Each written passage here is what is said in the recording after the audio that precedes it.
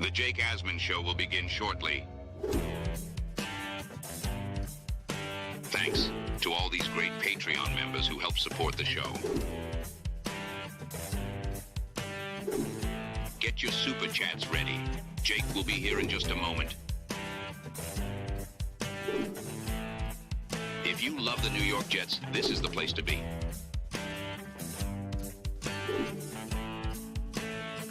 And now, the Jake Asman Show. Aaron Glenn is officially the Jet coach. Who's his GM going to be? We'll talk about the latest. Matt O'Leary is going to join us. It's the Jake Asman Show. Let's hit it and get it started. Man, our Jets are primed to win another offseason, baby. Number one, we play with maximum effort. There's three elements of effort. Got burst, speed, and finish. If I don't see one of those, man, you're a traitor. Go play for somebody else. Win, lose, or draw. The one thing you're going to say about our defense, using the fight. That's an ass kicker. We bleed Jets green each and every day. Will the playoff drought finally end? Kings of the offseason, baby. This is what we do. At least we have Garrett Wilson. We have Brees Hall. Please subscribe and hit the like button below. Super chat, baby. Cut the line. We have Sauce Gardner. We have Quinn Williams. Prepare to be underdogs. Now it's time to talk all things New York Jets. It's the Jake Asman Show. Here we go. Hit that like button, please. Subscribe to the channel. Thanks again to Joe Beningo for joining us earlier today to get his thoughts on Aaron Glenn. Definitely check that out if you did not get a chance to watch it live. Reminder, if you haven't, join the Patreon, baby. Patreon.com/Jake Asman Show. I am working on a link for an Aaron Glenn jersey that is $30 or less. I will exclusively share it with the Patreon crew once I get that link. Go to patreon.com/Jake Asman Show and sign up there, and we'll get you on board the Discord and all the other perks we offer for Patreon members. Joining us right now in his weekly spot on the show is our dear friend, one of the great Jet content creators out there, Matt O'Leary joins us now. Matt, Aaron Glenn is our coach. Off we go, baby. Yeah, I'm ready, and I'm excited about the hire. I think it was something that a lot of Jet fans were expecting after the last few weeks, but nice to see it become official, and hard not to be excited about it. I'm pretty pumped up that Aaron Glenn is here. Will you be purchasing an Aaron Glenn number 31 jersey? I might need to. I might need that link that you're going to have I got you going on here because, man, he's one of us, right? Like, he was a longtime Jet, then came back to be a scout with the Jets, and then really wanted this job. I think you're going to see a lot of 31 jerseys in the crowd this year. It's going to be cool. As someone who was in Houston doing radio when the Texans hired D'Amico Ryans, that's exactly what you saw. The Texans actually sold jerseys with D'Amico's number on it, but on the back it said coach instead of Ryans, and that was a popular item in the Texans team store. I mean, it's really cool. You hope it works. The more you hear Aaron Glenn talk, the more you hear about his teammates and what they say about him. I mean, it's hard not to root for the guy. He did it the right way, worked his way from the bottom all the way up. You just hope he works. You just never know with any first-time head coach is kind of where I'm at. Yeah, and that's totally fair. Anyone who says that, they're unsure because he's a first-time coach, it's a valid concern because we've never seen him in that title. He wasn't my number one choice. I thought he was one of the better options. I would say he was probably in my top 3 or 4 options for this job. So I think he's certainly qualified. He's worked his way up. I do think the scouting background that he has is interesting. Sean Payton loves him. So many guys around the league, Bill Parcells loves him and talks about him, and they still have a relationship to this day, which I think is pretty cool. And I'm excited about the staff that he could potentially put together here with all his different connections. So we'll get into the GM search, of course, because that's what's coming next. But you brought up Aaron Glenn's staff. I'm with you. The staff he hires, especially the offensive coordinator, O-line coach, that could define his tenure here, whether or not it's successful. Your thoughts on some of the names being floated out there for his coaching staff? Give us an idea on the type of coaching staff you hope Aaron Glenn could potentially assemble. Yeah, I really like that. It seems like he's interested in bringing or talking to at least a lot of veterans. Like, I know there was maybe some interest that Mike Westhoff would come back and be the special teams coach, but found out earlier today that he's just going to be kind of an advisor on who they hire. And he said he volunteered for training camp, which I think is pretty cool. But love that. Yeah, names like Todd Haley, and not an offensive coordinator role, but in just being there in some capacity, someone who's been a long time OC, was a head coach at one point. Steve Wilkes on the defensive side of the ball, I think would be a good hire because he's put up some pretty nice numbers, or his defense has, since he was a DC, and has that head coaching experience. For me, for offensive coordinator, I think the guy I like the most is Clint Kubiak. I had a really nice year with the Vikings a few years ago. I know it wasn't necessarily always pretty this year with the Saints, but I will point out that in the 10 games that he had Derek Carr for, they were averaging 25 points a game. And I think it dropped down to like 13 when it was Spencer Rattler, or I believe Jake Hayner is the third quarterback on that roster. So clearly a big difference. Yeah. So clearly a very big difference and a drop off there when he didn't have his starting guy. But, someone who I think would be a home run hire for the New York Jets. And that's kind of where I'm hoping they go on the offensive coordinator side. If you're watching this live right now, hit the like button. We're talking with Matt O'Leary. More importantly, make sure you are subscribed to the channel. If you haven't done so already, we have another raffle going right now. We added yesterday a signed Joe Klecko jersey. We also have a signed Garrett Wilson jersey that we're going to be raffling away. So gift the membership. The raffle will be early next week, and you'll have a chance to be eligible to win. Devin is in for one.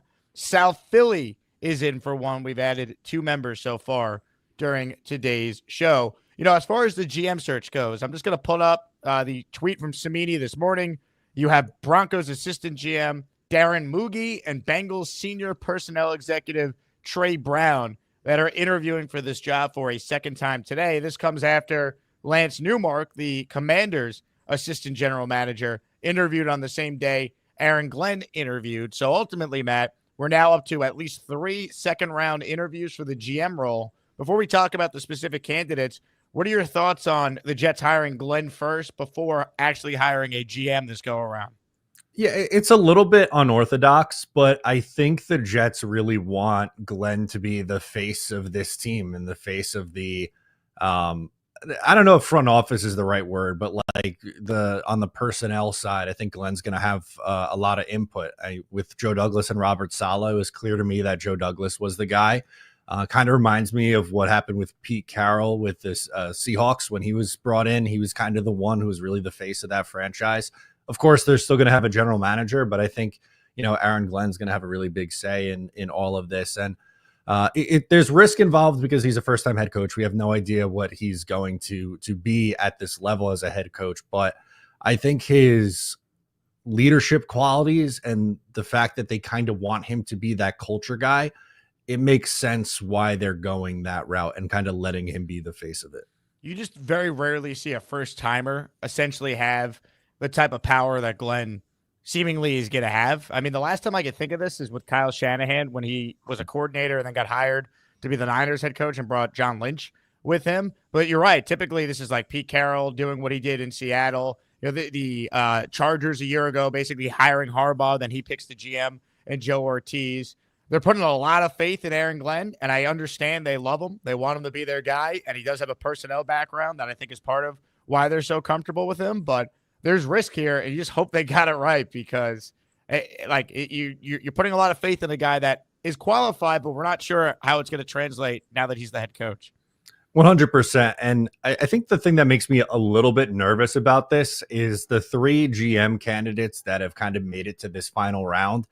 None of them really have experience. I know Newmark has been around the league the longest, spending over 20 years in Detroit and then this past season with Washington. But, the other guys that are on this list, it's not like you're seeing a Thomas Dimitroff or someone else who has held that title before. These would all be first-time GMs. So that part does make me a little bit nervous. I'm going to be honest with you. The 3 GM candidates don't overly excite me. I think they could be okay, but it's not like this major name that I think was on anyone's like top 5 or so wish list to be the GM of this team. So I have in front of me here some information about the 2 guys that interviewed today. That is Darren Moogie and Trey Brown. On the left is Moogie. On the right is Brown. I'm just going to read you the bio breakdown here. Rich Cimini did a nice job kind of summing up each candidate. So they're both 39 years old. Neither has previous general manager experience. Both played college ball. Brown at UCLA, Moogie at San Diego State. By the way, it is Moogie, right? I think it's Moogie. Yeah, I think you're right. It's Mooge. So I'm going Moogie, but if someone knows the actual answer, please let me know. They both served in a scouting capacity in a Super Bowl winning season. Brown was with Philly in 2017, Moogie with Denver in 2015. Brown's resume, more diverse, having worked with New England, Philly, and Cincinnati, where he's involved in every aspect of the personnel operation because of limited staffing. That's referencing the Bengals. Accustomed to a family-style ownership, Cincinnati, which could help with the Jets. He was the top executive for the Birmingham Iron of the AAF, well regarded in the agent community. Moogie has spent his entire career with the Broncos, rising through the ranks. Hired by John Elway, has worked for 3 ownership groups and 2 GMs, endured an 8-year playoff drought before Sean Payton's rebuild and good 2021 draft yielded dividends in 2024. Both of these guys, intriguing backgrounds. I don't look at either one and go, they have to hire this guy or we're going to revolt. Your thoughts on these two, plus Lance Newmark, who's the other seemingly finalist at this point for the GM job? Yeah, you know what? I think the tough part for me, for all 3 of these guys, is we don't really have a good idea of what they were in on because they're not the ones making the decision. Like, you could look at both of their tenures with their teams and look at different drafts and go, oh, this year that, whatever, the Broncos had a good draft, or this year, it was, whoever had a great, Cincinnati had a good or a bad draft, but we don't really know who each one of those guys were pounding the table for. If you look at, a team like the Bengals the last couple of years, I don't think they've had particularly great drafts. And I think maybe some will look at that as a knock on Trey Brown, but we don't know. Maybe he was, looking at and advocating for someone else that they didn't take, or maybe he was advocating for someone they did take and he would be a poor hire. I just think that with all 3 of these guys, there's massive unknowns around them, and it's hard to tell what they're going to be like at the next level. 100%. And I really wanted one of these guys, either the head coach or the GM, to be someone with previous experience. But unless we hear about, a Thomas Dimitroff second interview or Brian Gain, it really does feel like we're doing the first-time GM, first-time coach thing, which could work. It also could be terrible. And I just wanted someone in there to have experience, especially if they were going to go first-time coach. But it just doesn't feel like that's happening right now.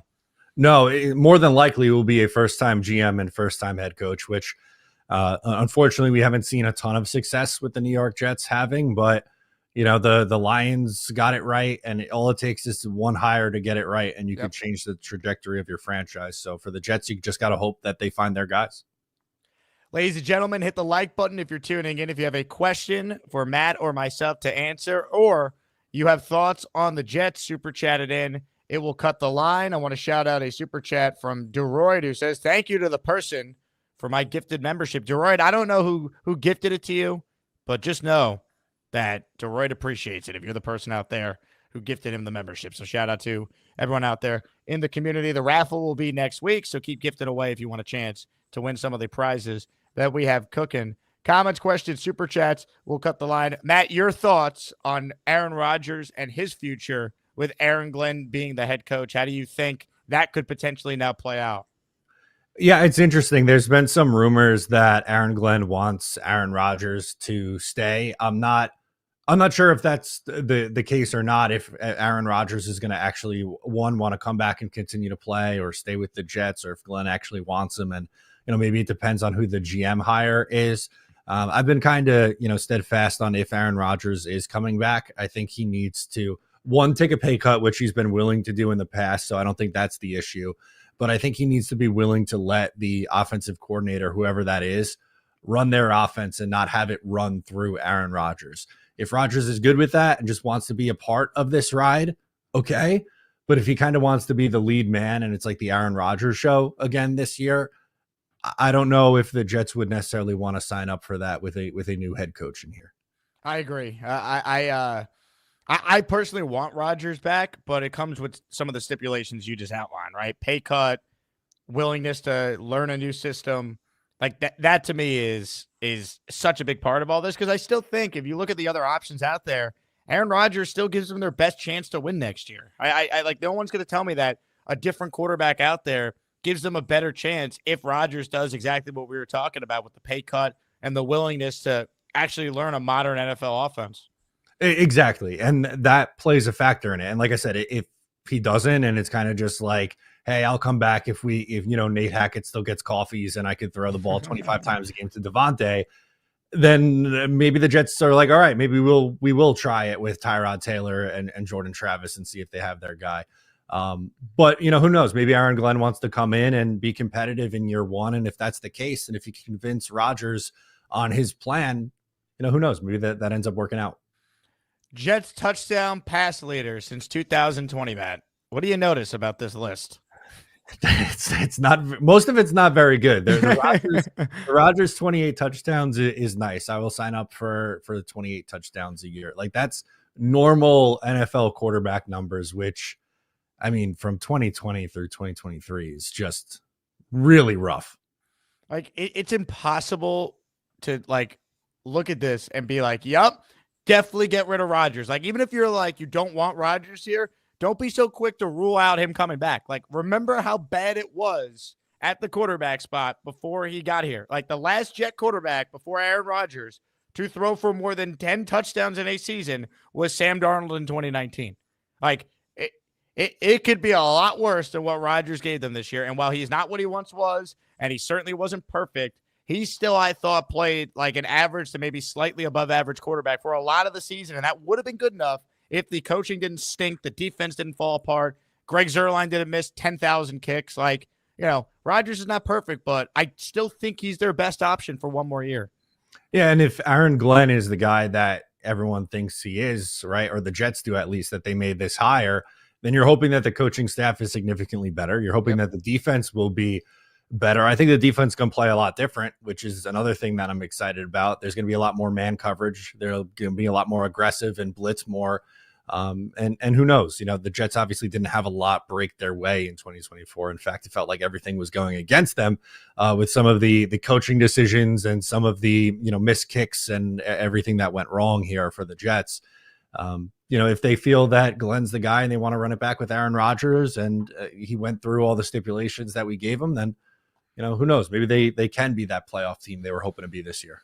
Connor Long says, Jay, context is key. He threw the second most passes this season. I get it, Connor, but let's not act like 28 touchdowns is still not significantly greater than 8 that Zach Wilson has 23 career touchdown passes. Aaron Rodgers has 28. I get it. He threw a lot this year because they had no running game, but that to me is another thing. Like, I would hope the offense next year is way more balanced. And you bring this up all the time. I reference it constantly on the show. Breece Hall, 0 games this season with 20 carries or more. Hopefully they can be a better running attack, and that will also help Aaron Rodgers be more efficient. Yeah, I genuinely don't get that. And I know that Breece wasn't always at his best this year, especially early on in the year. It took him a little while to get going, but I don't know how they don't utilize him more. And I definitely think that's something that they would look at. And, I think for Rodgers, the plus was the touchdown numbers and the number of yards. There were some things that you didn't like from Rodgers this year. I think, the completion percentage and the yards per attempt and some of the more analytic numbers weren't great. But I think you got to look at the whole context. Like, yeah, there's definitely room for improvement and he was okay, but he put up at least 28 passing touchdowns, which is something that we haven't seen in a while. So even if you're more of a critical of Aaron Rodgers, which I guess I think I fall into that category. I was a little bit more critical than some of Aaron Rodgers this year, but even so, I think you got to give him credit for the 28 touchdowns. Ladies and gentlemen, Super Chats cut the line. So Connor Long is spending his allowance money with his $2 Super Chat here. Really sad with these GM finalists, Thomas Brown, OC. So Thomas Brown as the OC, he was the Bears OC, and then he was the interim head coach when they fired Eberflus. I would need to know more about Thomas Brown and what went wrong with Caleb this year if I'm making that hire. I rather Kubiak, and I like the guy from the Rams, the pass game coordinator, Nick Caley, who everyone seems to love. McVay swears by him. And when in doubt, I lean with whatever Sean McVay says about a guy. Yeah, and that's totally fair on the offensive side of the ball. I think it's going to be Caley if I had to make my prediction. Sean McVay had some comments today about it, and that seems like Glenn's number one guy from the reporting. I think I said it earlier, but my preference is Clint Kubiak. I just love the job that he did in Minnesota. I think when he had his starting quarterback in New Orleans, they were pretty effective. Obviously was successful. Even last year, he was the pass game coordinator for the 49ers, so they had a lot of success. as well offensively in the passing game. So that would be my choice. I feel like I don't know enough about Thomas Brown, but he didn't do a ton for me in Chicago this year. Super chat from Bino. Don't forget, Phil Savage is still Woody's senior personnel advisor. He does have a lot of experience. He's actually been running things since JD was fired. True, and I like Phil Savage. He's a nice enough guy. I've actually, in the past, when he was the head of the Senior Bowl, had him on a radio show I hosted down in Houston. I just want some fresh blood with experience in addition to Phil Savage. Like, if Phil Savage is around and part of the front office, I don't have any issue with that. But I don't know. I really felt like Thomas Dimitroff or Brian Gaine would make a lot of sense for this regime. Yeah, especially if you're going with the first time head coach too. You definitely want someone with experience. And what I liked about Dimitroff, who you just brought up, was the analytics background that he really got into after leaving that Atlanta job. I think that's something that the Jets need to improve on. I don't think their analytics department is really all that great. And, in the modern NFL, you need to be a little bit more aggressive and you need to have some analytical focus. I'm not saying, you throw the tape out the window and the old school football guys have no place. That's not the case at all, but I think you need to have the right balance. So that would have been a name that would have interested me as well. Comments, questions, super chat. Fiore checks in. Let me tell you something. Fiore is leading the charge online to bring Aaron Rodgers back to the Jets. Paul Fiore, man, you probably see him all over Twitter. Oh, yeah. He is locked into bringing Rodgers back. Victor Green came out today on the Frankie V pod and said he believed Rodgers would be back. I think he's pretty close to AG. Well, I'll tell you what. Victor Green saying that to Frankie V from U Stadium, who's all aboard the Tank in 2025 parade. I love it. I'm just kidding. But the pod, by the way, is Gangs All Here. Really good interview with Frankie and Victor Green, and Ryan Sampson is the other host of that show. So check it out, Jeff fans. But yeah, I mean, Victor Green thinks Rodgers would be back if Aaron Glenn's the coach. I tend to agree because I think Aaron Glenn's the type of personality that feels like he could reel in all the extra that comes with Aaron Rodgers being your quarterback. Yeah, and Victor Green, I feel like, has been leading the charge for Aaron Glenn the last few weeks. So clearly they played together, former teammates. Maybe they still stay in touch. I'm not sure what their relationship is now. But I think you can put some stock into that because, they played together and he seemed to be the one, like I said, leading the charge for Aaron Glenn. He loves to hire so many former teammates of Aaron Glenn coming out and praising him. I thought was really cool to see as well. Caden super chat says, who's going to be the Jet kicker? Hopefully someone that doesn't suck. Yeah, hopefully not Greg Zuerlein, who I don't think is the guy anymore. I don't know. I'd have to look a little bit more in some of these free agent options available. Whoever they pick, chances are he'll stink too. It's just life as a Jet fan. God. Bo super chat, hiring a head coach or GM without experience is like a BMAC without sauce. It might still taste good, but not the same. I'm all in, but experience wins. Well, that's why I think the coaching staff needs to have a lot of experience. Like when Rex was the head coach, a lot of guys on that staff were either previous head coaches or had been longtime assistants. I think experience is so important. You can't have the Robert Saleh experience where you have a first-time head coach with basically a novice GM and a first-time offensive coordinator. You had a rookie quarterback. It was just too much inexperience there, and it didn't work. Like, to me, get some people with experience around Aaron Glenn. Sounds like he will, so I'm encouraged there at least. Yeah, and some of the names that have been brought up, like Todd Haley or Steve Wilkes, and even just talking to Mike Westhoff for the special teams, like I really wouldn't be surprised if Darren Rizzi ends up as the special teams coordinator. Obviously, him and Glenn had some overlap in New Orleans. Like experience on the staff would be good, and I would hope that he would lean on those guys who were either longtime assistants or at one point head coaches in this league. Comments, questions, super chats. We're talking with Matt O'Leary. If you're not subscribed to his channel, I'm convinced you're a communist. So prove me wrong. Go subscribe to his channel. Steven writes in, so glad to catch up live. I guess it's a first time again. There must be an example of NFL success this way. Also, Kyle McCord chatter. Steven, there is plenty of examples of first-time coaches doing well. All these coaches in the league at some point had to be first-time, first-year head coaches. With the Jets specifically, I mean, Herb made the playoffs in his first year. Rex made the playoffs in his first year. Mangini made the playoffs in his first year. Todd Bowles won 10 games in his first year. Al Groh had a winning season in his first year. Like, it has happened in Jet history. I just, hope to God that Aaron Glenn's that guy because none of us know.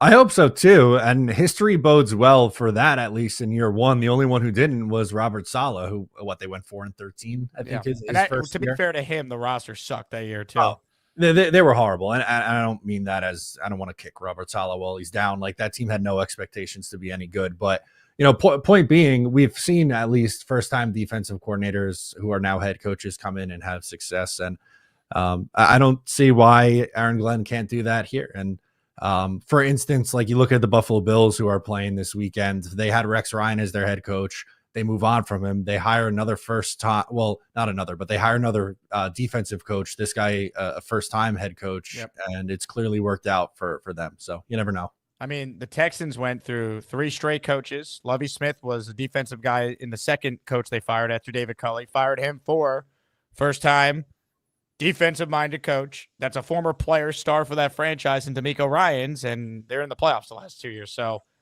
that's what you hope Aaron Glenn could do, right? Like, have that type of impact that D'Amico did. Now, the Texans hit on C.J. Stroud, second overall, and the rest is history. But, there's talent on this Jets team. It's not like they're bereft of talent.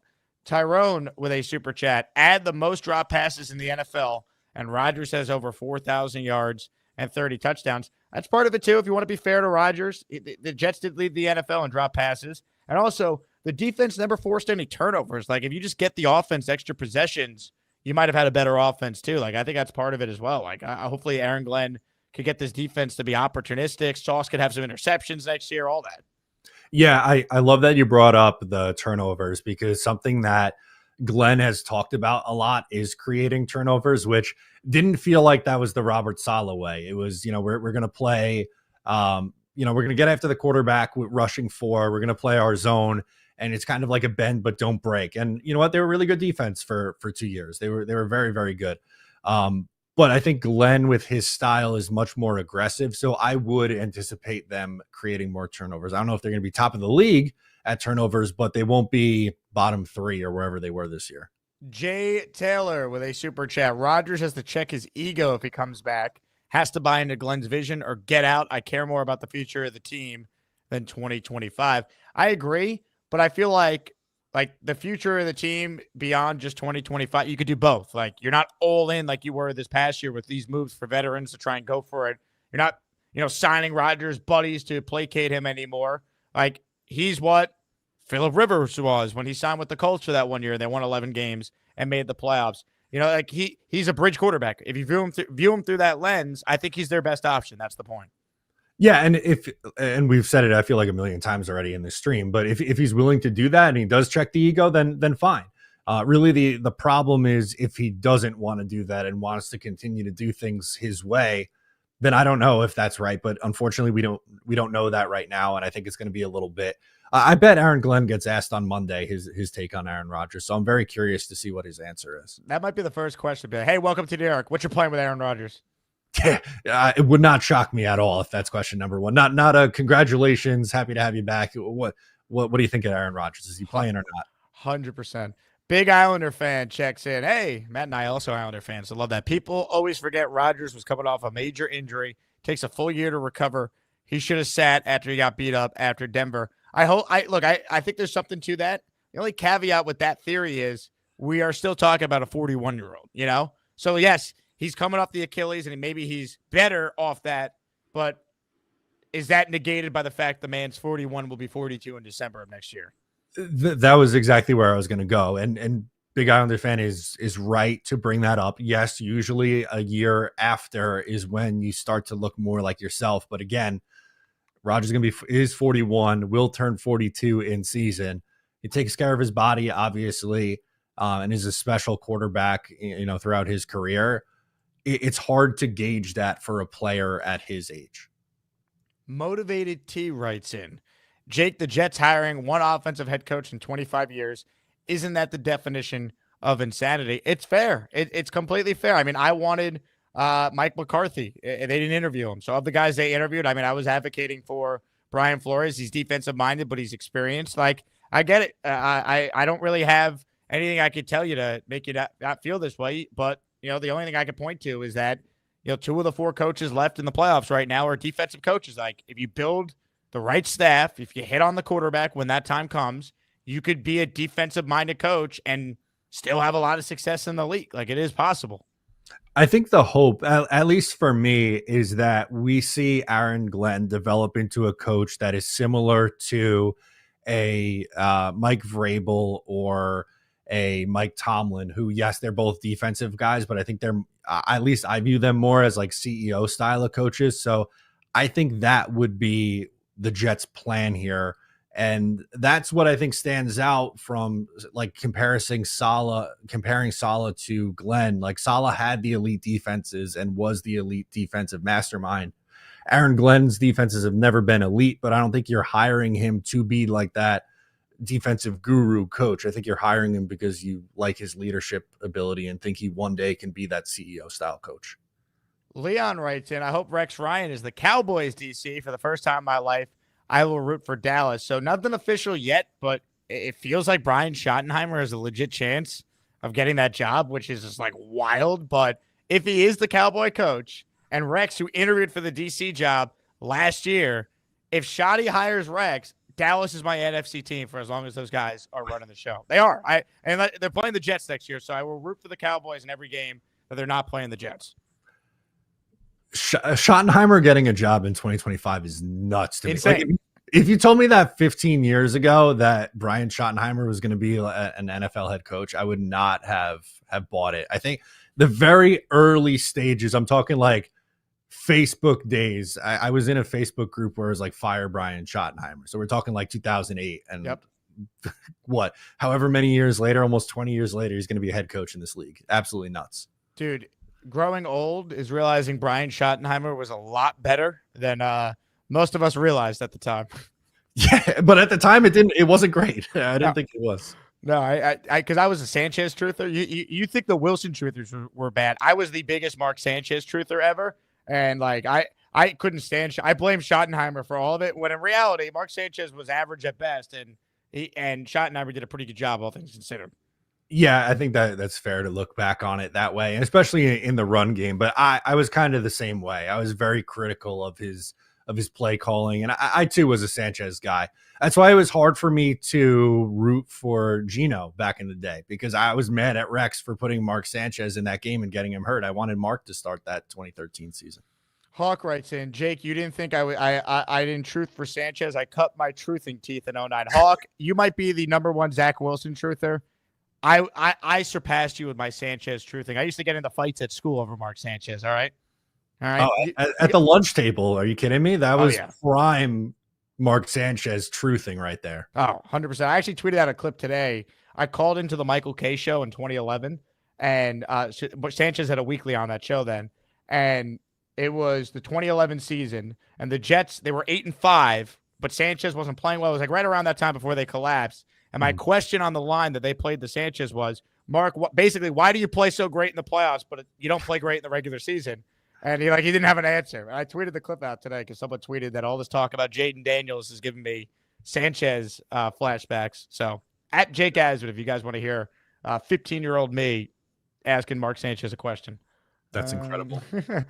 Dante writes in, big Islanders fan is on to something. Don't expect Jermaine Johnson to be himself until later in 2025.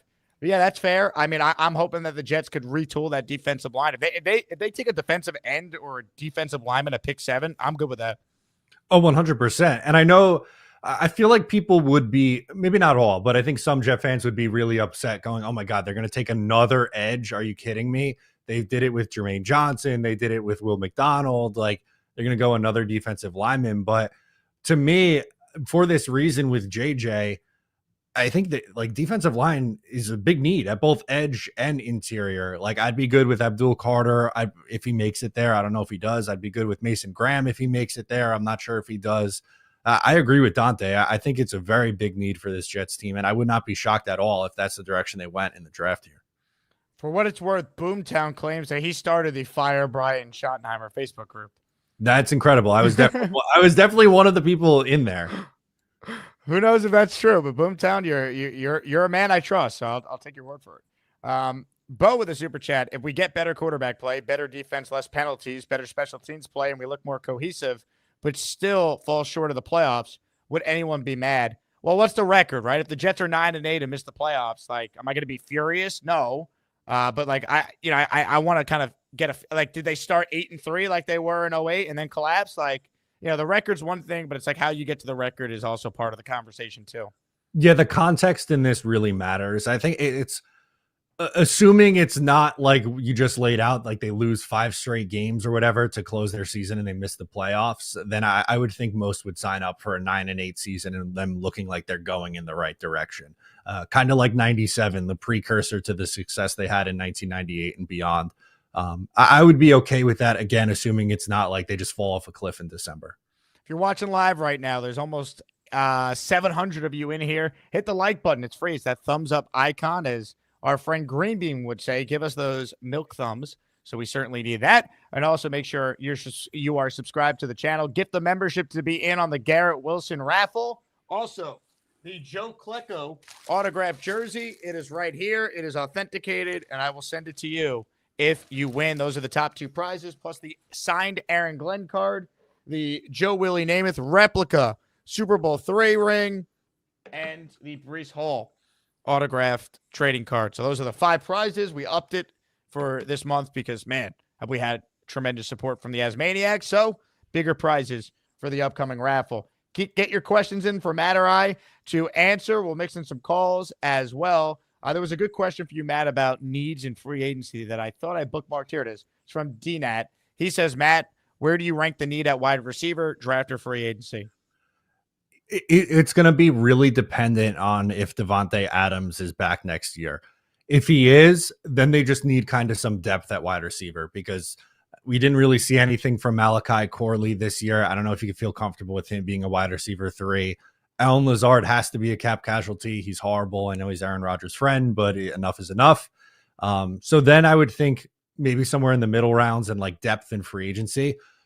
If for whatever reason, like let's say the world where Rodgers isn't back and then you move on from Devontae Adams, wide receiver becomes a massive need for this team. It would be a glowing hole. So then like Tet McMillan, I think, comes into play in the draft. I don't know free agency wise if there's really someone else out there that you could sign and pay to be a number 2 receiver to pair with Garrett Wilson.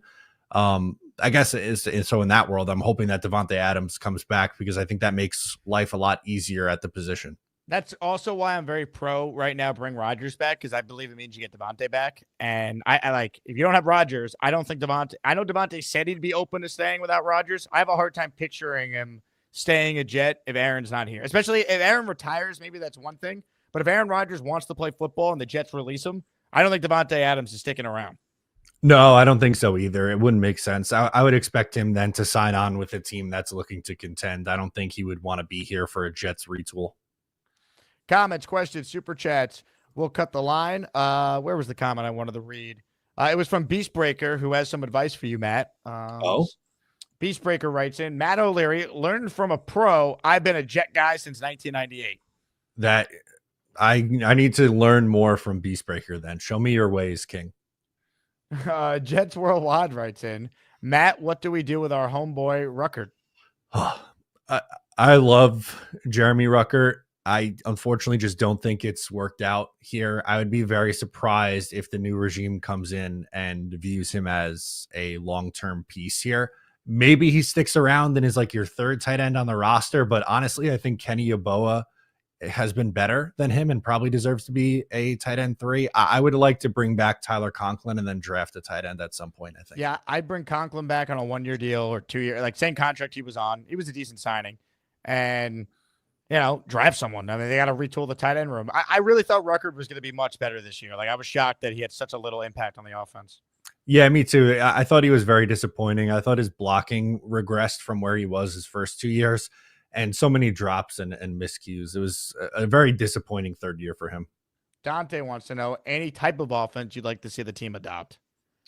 Well, I would like to see Clint Kubiak brought in, and he runs that more like West Coast style offense. So I think that's the direction that they would like to go. Maybe they go back to the wide zone rushing attack because they didn't have so much success with their run game this year. And I just in general like them to run the ball more. They had the fewest rushing attempts in the league, and you have Breece Hall. I know the numbers weren't great for him this year, but I would lean on him more. I think the Jets need to start running it and not throw it, drop back Rodgers at 41, 40, 50 times a game. Matthew says, what do you think we're going to do at right tackle? I really hope they bring back Morgan Moses. I like him a lot. I know he got banged up at points this year, but I think he's a really good leader in that locker room. And I think he would be a good mentor if they want to add someone at some point in the draft. Like eventually every team in the league, it feels like, are able to find a long-term offensive line option for you in like the 3rd to 5th round, and the Jets could never do it. So hopefully they draft someone that's not Carter Warren or Max Mitchell, and he can develop a year behind someone like a Morgan Moses. I mean, look, Joe Douglas obviously hit on some picks, but my God, any pick besides like Michael Carter or Jamie Sherwood that was not made in the top 45, just brutal, man. Like you bring up the 2 depth offensive linemen. I mean, those guys were unplayable this year when they had to go out there. Yeah, and like I get it, a lot of people will point out, well, Douglas did have some good finds in the draft in the later rounds, but they're all on the defensive side of the ball. You mentioned 2 right there. Brandon Eccles, maybe another one that you found, or some UDFA guys, Bryce Huff, Tony Adams, who started some games for you. None of it ever was on the offensive side of the ball. They swung and missed at receiver, offensive line, tight end, and that's got to change with this new staff. Just brutal. Just my God. Ladies and gentlemen, a record. Aaron Glenn has not even been officially announced to the media. Hasn't even had his first press conference. And Fire Aaron Glenn has super chatted us. Fire God. Aaron Glenn. Look, I get if Aaron Glenn wasn't your first choice, but I don't know how this could possibly be where we are. I've seen some people even on Twitter be like, I hope the Jets are bad this year, so they fire Glenn after 1 year and hire someone else. I'm like, that's such a loser mentality. Ladies and gentlemen, Fire Aaron Glenn. Enjoy the realm. Into the shadow realm you go. Aaron Rodgers being voted the most inspirational Jet by his teammates is legit one of the saddest things I've ever heard.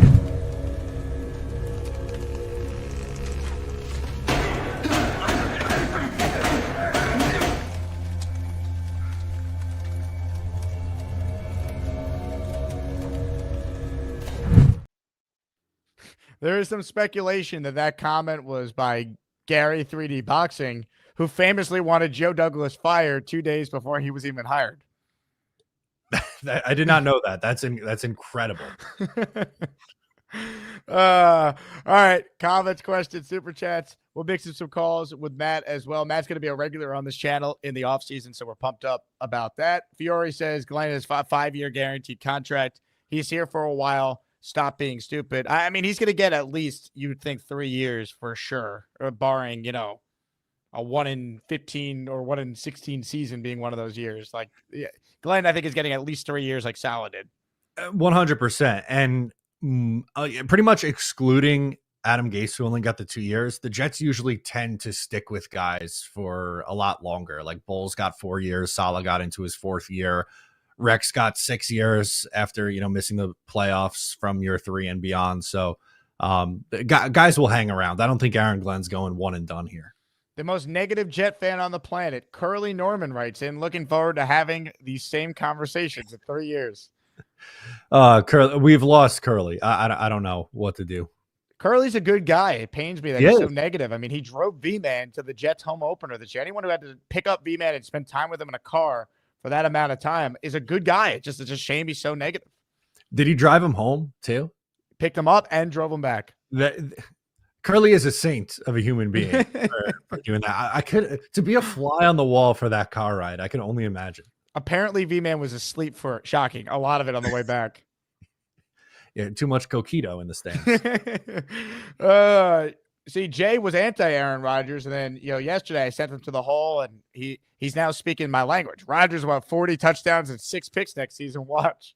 I hope so. I really do, and I hope that everyone. And I know this isn't the case, but if your opinion, like the fire Glenn guy, or I don't want to bring back Aaron Rodgers, if they do the opposite of what you want to do, better hope that you're rooting for you to be wrong. Like, I'd significantly rather me have a wrong opinion and the team be good than for me to go in 2 years. I was right. They should have never hired that guy or drafted that guy. Ugh. Again, loser mentality. Ladies and gentlemen, Beastbreaker said earlier that he has been a fan since '98, and he wanted to show Matt O'Leary the ropes. Matt, are you okay if I unleash the beast for a minute here? I'm ready. Let's do it. Here we go. You know what time it is? A Beastbreaker 666. I'm gonna take my fist and shove it up your ass, and then he gotta go. Beast? Beast, 1, 2, 3. Are we ready to go? Yeah, Beast. At 3, 2, 1. Let's go. All right. Good afternoon and welcome aboard, Mr. Matt O'Leary. I'd like to make one point loud and clear about Aaron Glenn. Whoever made that whole thing about getting rid of Aaron Glenn, bye. It's called you don't insult that man. I like that guy. Him and Revis are two different warriors. Aaron Glenn, he was fast. He knew what the hell he was doing. Revis was a go get him kind of guy. 1, 2, and the third one, bam, right in the face. Left hook, right cross. So Matt O'Leary, let me ask you something. Are you a big Knicks fan? I'm not really a big basketball guy. I like the Jets, Islanders, and Mets. Those are my teams. Oh, I see. Well, I see what this season's going to be like. It's going to be a little different. I kind of see if Aaron Glenn wants to bring in Victor Glenn, maybe. One more guy, Otis Smith. Does that ring a bell to you? Otis Smith. Sure. You remember Victor that name? Green, by the way, Beastbreaker. I know Victor Green. Well, Victor Green used to be a teammate of Aaron Glenn in the '98 season when Parcells made that 12-4 team. He made this message loud and clear. Now we look like a championship team with Testaverde, Martin, Corbett, Johnson. Oh, who else? Brady, and then oh my God, the list of names I can come up with: Green, Smith, Mo Lewis. Oh, the list was stacked. We had the team because we had the tools and we had the man to do it. Parcells. And Parcells, I bow to him. You know why I bow? What do you think of the idea of hiring Bill Parcells as the second head coach of the Jets? So it's him and Glenn as co-head coaches. Oh my God. What Bill Parcells would actually go like a general and send his men into combat. He would do it the right way. He would tell his boys, you're going to get off your ass and you're going to earn your reputation here. You're not going to get a check sitting on your ass. No. You want to work here? Here's the deal. We'll give you a check, but in order to get that check, you're going to work for it. You're not going to sit around. You're not going to twiddle your thumbs. You're not going to put your finger up your ass. You're going to earn it. You're going to work for it.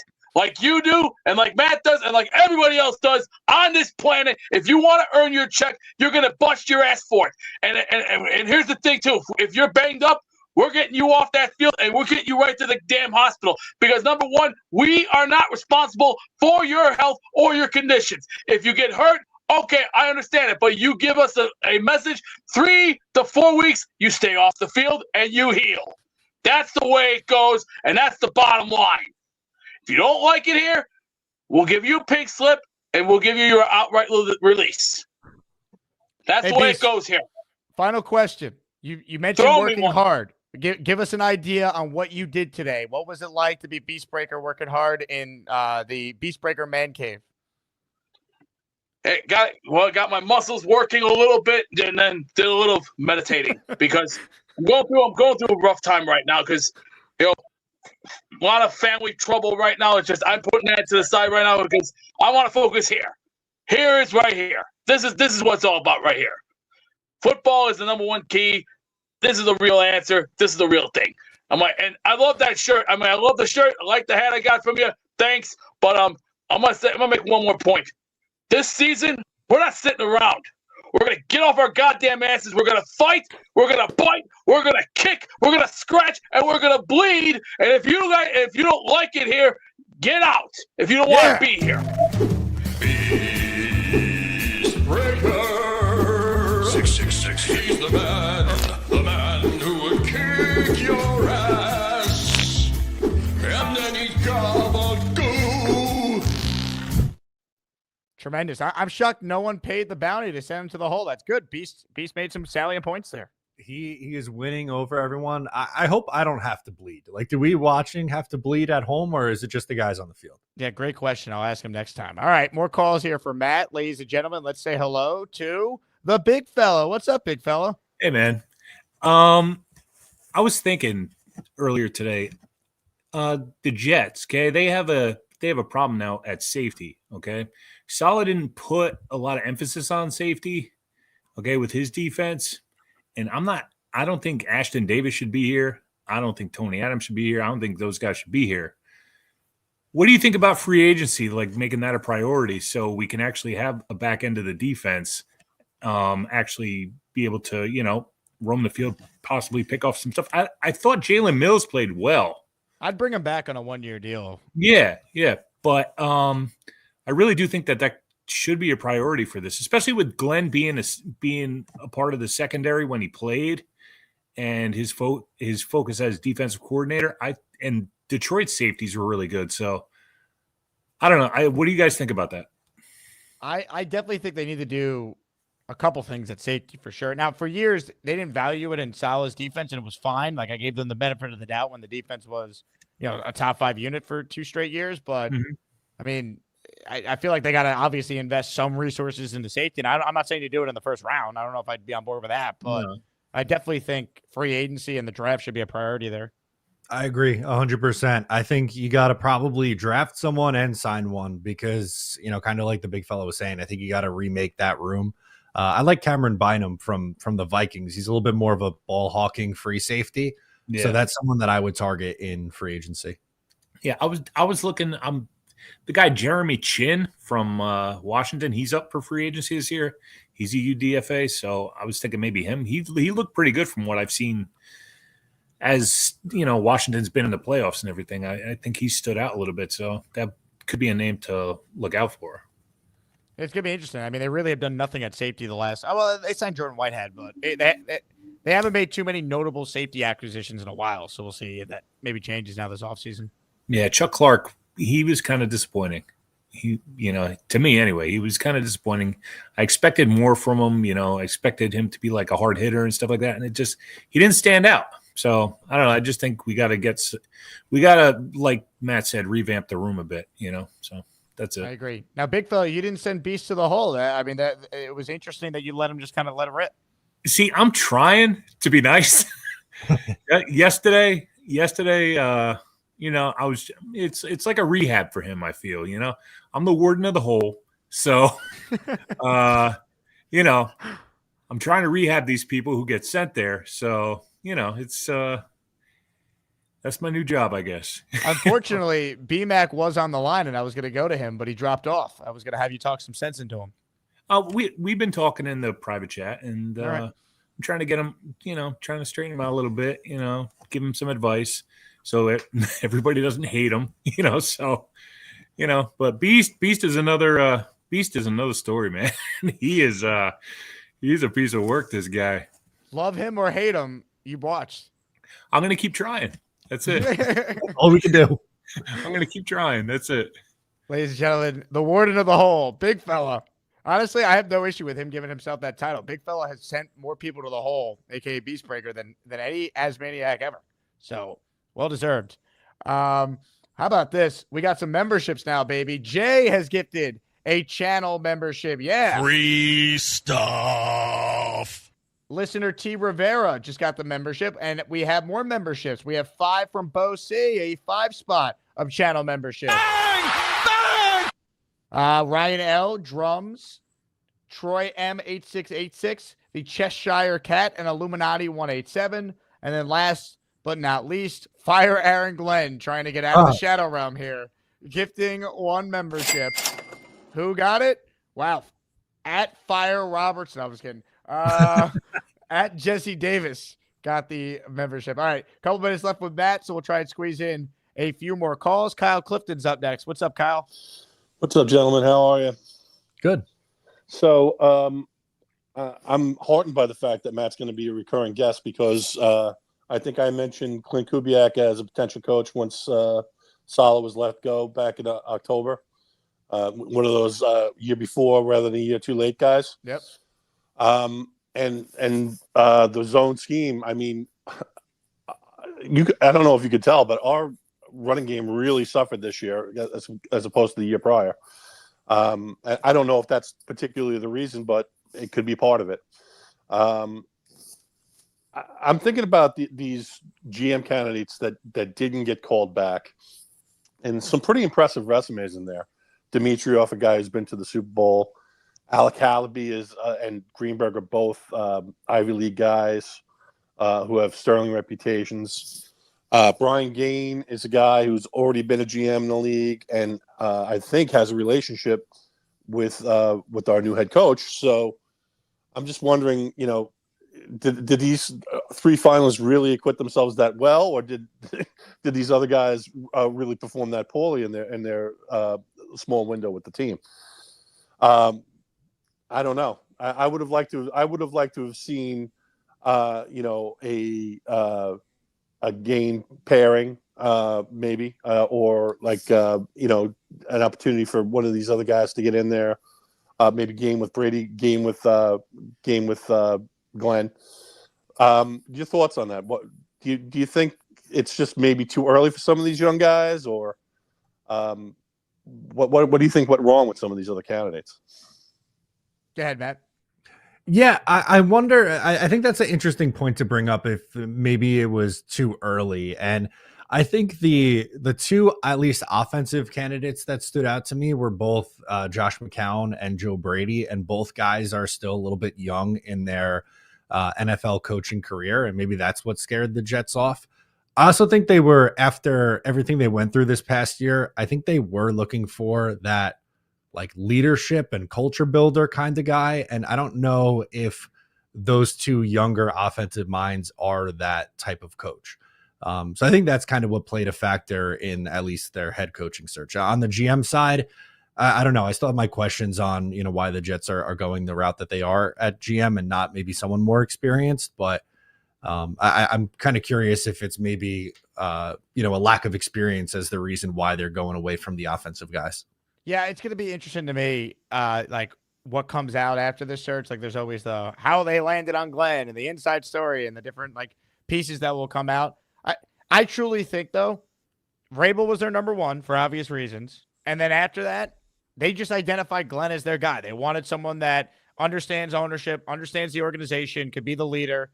Yes, he's a defensive guy, but I really do think the leadership stuff for Glenn is what separated him above everything else. And I think they ideally would want that offensive guy, but they weren't going to sacrifice a lesser CEO leader candidate just to get, a boy genius on offense. Plus, like Ben Johnson didn't even want to interview with them. So like they never even like had to contemplate the top of the top offensive guy versus the top leadership candidate that's out there. Yeah, and like you mentioned, a lot of the top offensive guys didn't come here. Like Todd Monken's another one they didn't ask to interview. I wonder if that has to do with, what happened in 2019. Same thing with Cliff Kingsbury. So, I think there's a lot of factors to it. Ladies and gentlemen, on a day in which his autographed Joe Klecko jersey arrived, Mike D's Nuts is going for the Garrett Wilson one. Bang! Thank you, Mike D's Nuts, for another gifted membership.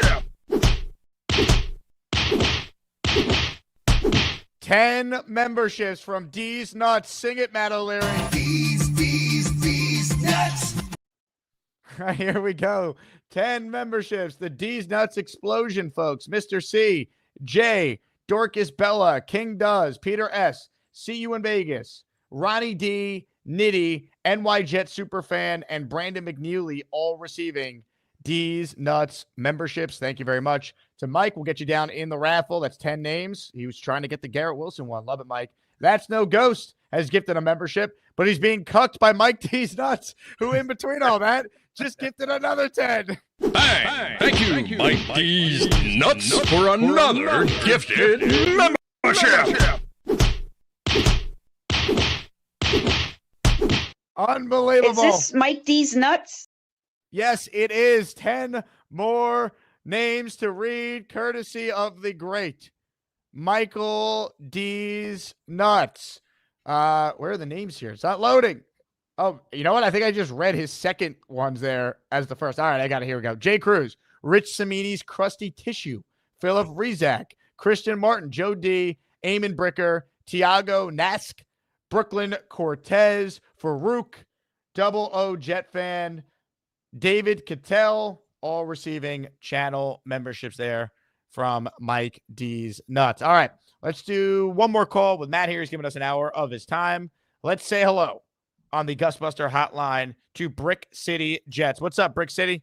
What's going on, guys? How y'all doing? Long time, Jake. Hey, Matt. Finally, I got to see you two. Got my favorite Jet guys. What's going on? Thanks, Brick. Appreciate it. It's a great day today, man. Aaron Glenn is a Jet. Always will be a Jet. Once a Jet, always will be a Jet. He's our head coach now. Let's lock and load. Let's rock and roll. I had a discussion with my brother. Shout out to my brother Eric. Love you, bro. He watches your show, all you guys show all the time. I had to give him a quick shout out. I'm just curious about the offensive staff and what we're going to do. That's my number one concern. Two, the quarterback position, obviously, but maybe we'll know within the next month or two how things will shake out, probably with Aaron Rodgers, and if he's going to come back and if he's not going to come back. And then we got to deal with the reality of what if he doesn't come back? Do we pursue the trade? Do we go through the draft? You know, what is Aaron Glenn's philosophy, how he's going to approach things? And I'm kind of curious about the general manager position as well, because it seems like with this hire, from my point of view, pretty much is he's more of like how Parcells came in 90, like in the late 90s. He was kind of like the coach, but he was more of a GM as well. How you guys feel about that? Yeah, Matt and I think, agree on this from the standpoint of like Aaron Glenn, the player, saw the Jets at their worst and what it took to turn that around. And then same thing as a coach going to Detroit when they were one of the worst teams in football and now are, being plucked. Their entire front office and coaching sets being plucked because of the job they did turning it around. I like that. I think the record the first 3 years for Glenn as a player, Brick City, was 10-38. His first 3 years, the 1 year with Carroll, then the 2 with Kotai, and then Parcells showed up. So, I mean, look, we're not going to know with Aaron Glenn until the games are actually played, but I do like the pedigree that he's experienced what it is not supposed to be and then what it can be if you get the right people. Yeah, and he's saying the right things in the podcast, the little clips I've seen through you guys' shows, and me just watching YouTube clips of how he's just don't want to be just on one side of the ball. He wants the whole operation, and the swag, and he knows the city. He's been a scout for us. He's been a player for us. He was Revis before Revis. He was one of my favorite players growing up. I'm 38 years old, so I've been the Jet fan since forever, but it's time. It's our time, man. Let's rally around this guy. He's a Jet. I didn't want Mike Vrabel anyway. I don't want no Patriot juice in Florham Park. Okay, I want none of that. It's gangrene or die. That's it. Aaron Glenn is a Jet. He was drafted by us, and in God, Jesus' name, I'm saying it now. Aaron Glenn is going to get us a Super Bowl, baby. It may take us a couple of years, but it's going to happen. It took a Jet to do it, and it's going to take a Jet to do it. I stamp on that, 10 toes down on that. And I argue all the time. Ira, shout out to my coworker Ira, who's an older, more like Joe Benango type Jet fan, veteran. Is it Ira from Staten Island? That Ira? He's probably no. He's from Jersey, but okay. Because I work for Enterprise, so we work together. But he's a older Jet fan. So I had to give him a quick shout out because he don't believe I be trying to be on the show sometimes. So I had to give him a quick shout out. But I'm just excited. I'm excited. We got a guy that's a Jet, that's proud to be a Jet, that wanted to be a Jet. And, it's sad that he got poached by the Houston Texans in the early 2000s. I never wanted the guy to leave. It's like a full circle. I see the vision. I just want to see how the staff is folded out. Let's support. Let's rally up, and to the players in the locker room, it's time to put them chin straps on, and it's time to really earn to see if you really got heart out there on that field, because Aaron Glenn ain't gonna play that crap. We ain't playing it no more. We ain't taking it no more. Let's go, Brick City. I mean, you got me fired up, Let's go, guys. God bless you. Take care. Thanks for having me on. I appreciate it, Thank Brick. Hey, look, I want to be that optimistic. I'm cautiously optimistic. I like Aaron Glenn. I preferred someone with experience, but if they were going to hire a first timer, no one could argue that he's qualified for the opportunity. Let's go, man. Let's go, AG. Get it done. It's time. And I just wanted to say too, I really like that Glenn, when he first got here, saw what it was, and then Bill Parcells came in and he was there for the turnaround. So he knows what it takes to turn it around in this city, and I hope he's the next one to do it. Love it. Matt, I can't thank you enough for hopping on, man. Thanks for the flexibility with everything going on. And I'm glad the Glenn news broke when you were not teaching your broadcasting class, because that would have been tough. It definitely would have been tough. I was telling you before we got started. I said in my first class of video for social media, I said, if Aaron Glenn gets hired, someone let me know, and I'll show you what breaking news in the industry looks like. I love it. Matt, you're the man. Thanks for hopping on. Anytime, Jake. Matt O'Leary, NY on social. Make sure you guys subscribe to his channel. Ladies and gentlemen, while Brick City was hyping us up, Mike D's Nuts just dropped 20 memberships for the people. Bang! Thank you, Mike D's Nuts, for another gifted membership. Are you kidding me, Mike? 20 memberships after he's already gifted 20? That's 40 in one show. D's Nuts. Mike D's Nuts. Hit the emoji. It's raining memberships. Here we go. I got 20 names to read. I can't find my umbrella. Damn it. Hold on. I'm getting a bigger umbrella. It's a big occasion.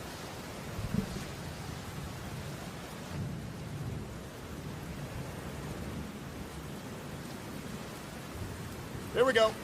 All right. 20 names to read. Mike D's Nuts, making it happen for the people. Tim Tishner, Internet Blakes. Robert McNair, SON1. Steve, USMC. Shout out to you, Steve. Thank you for your service as always. Jonathan Galla. Mario. The Real YouTube Shadow. Frankie Serrano. D. Brown. Sean Frank. J29ENG. A Fungus Mungus. Ryan McCarthy. Brandon the H. DB Boxing Fan. JJ DePlane. Bob P. Chris Palermo. Dennis Gorman. See, Charles, I told you, it's your father. They all just received channel memberships. That is a 20 spot from Mike D's Nuts. Wow. Unbelievable. Thank you, Mike. That's 40 in one show, 40 chances to potentially win the raffle prizes. If you do win the Klecko jersey, Mike, we'll swap it out for something else, because I had 2 Klecko jerseys. You already got one today. I have another one for the next one, plus the Garrett Wilson jersey, the Super Bowl 3 ring, the Aaron Glenn signed card, and some items from my merch store and a Gustbuster we'll throw in there as well. We might have like 5 or 6 raffle winners next week. Planning on doing the raffle either Monday or Tuesday, as we did our most recent raffle Tuesday early, or I think it was Tuesday it was Monday this week with Parkinson. So more coming. Oscar with an excellent question. Jake, when you send stuff to Mike, do you put D's Nuts for his last name? I have in the past, yes. Just like when I've sent stuff to the big fella, I write big fella as the name on it, which is hilarious. Hennessy says Alan is already backtracking on Glenn. Is he really? Oh, what a bootlicker. Remember, don't let Alan confuse you. I have screenshots. Aaron Glenn was his preference. So if he backtracks, we got him. He wanted Glenn. But Alan is anti-Rodgers coming back. So maybe if Rodgers is back because Glenn wants him back, Alan's going to be like, oh, I'm Alan. Look at me. I'm retired, but I can still chat. Anyway, let's get to more of your calls right now. Joining us on the Gustbuster hotline is a man who is currently in a war with one of our great listeners. Bobby Midnight is in a war with Dave Briga, and Bobby joins us right now. Well, I have my own YouTube show. If I'm awake, I'm going live. Unless Jake has a show, Bobby. Jake, me and Dave, I apologize to Dave. We're all set. How would I know that, Bobby? Why are you mad at me for bringing this up? It was at the beginning of the show in the chat. So don't say we're in the war. I apologize to him. It sounds like you're still in a war with him. You're very angry. No, me and Dave, I apologize to him. We dropped it. All done. Rick Kent says, I don't like this war at all. It's not over. Can we apologize? Ask Dave Brigitte in the chat if you don't believe me. What happened? Why did you decide to apologize? I mean, you said Because that I felt stupid. I did it, so I'm a man about what I did. I'm a man that I made a mistake. I apologized. Is that okay with you, Jake? Well, I'm just very confused how you went from he should be in a nursing home and all this to now. All Okay, well, that was the first show. I thought about it, and the first show ended 3 hours ago. Now I'm doing the second show. I think it's logical for me to ask questions on what changed so quickly. Okay, well, I changed my mind. I thought it was a retard. Okay, Whoa, I don't use retarded that word, everybody. Bobby. I'm dumb as ass. I said something wrong.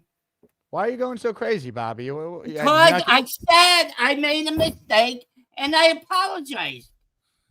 You're flipping out. Take a breath. It's gonna be okay. Well, you're driving me nuts. I already said I apologize.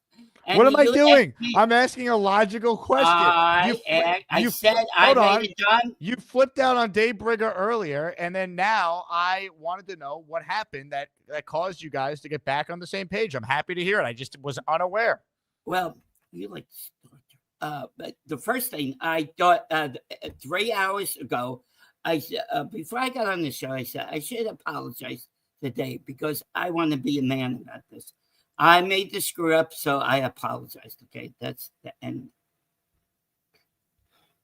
Peter Castro says it's over. Let's move on. Thank you, Peter. Thank you. Oscar says Jake isn't doing anything, Bobby. He's chilling. I'm just simply asking what happened. I already explained it 3 times to you, Jake. How many times I made a mistake the first time? I'm explaining my position. Oh, when you yell at people, it's right for you yell at people. I'm not yelling at you. You're yelling at me. Well, I yell at people in sports debate. I said the first show I made a big mistake. So I decided. I yell at people when we debate sports because I'm passionate. I'm not yelling at you over your war with Dave Brigger. I'm trying to get info on what happened. I'm glad you guys made up. I made a mistake the first show, and I apologized. For those who didn't see it, the first show today was wild. I mean, Bobby and Brigger were just exchanging blows. It's pretty crazy that in less than 3 hours they're all, singing Kumbaya together. Well, I thought I was an asshole. Okay, I made a mistake. He's my eldest, so I decided to apologize. Derek says, put Bobby in the hole. 10 memberships is the standard bounty, or a $50 super chat. Kiss my ass, you fatty. Whoa. Bobby, take a chill pill. Why are you so angry today? Did you have a butter stick yet? I'm not into that. Okay. Rob V says, Bobby, just relax, bud. I love you, Rob. You know I love you. Matt says you need an edible.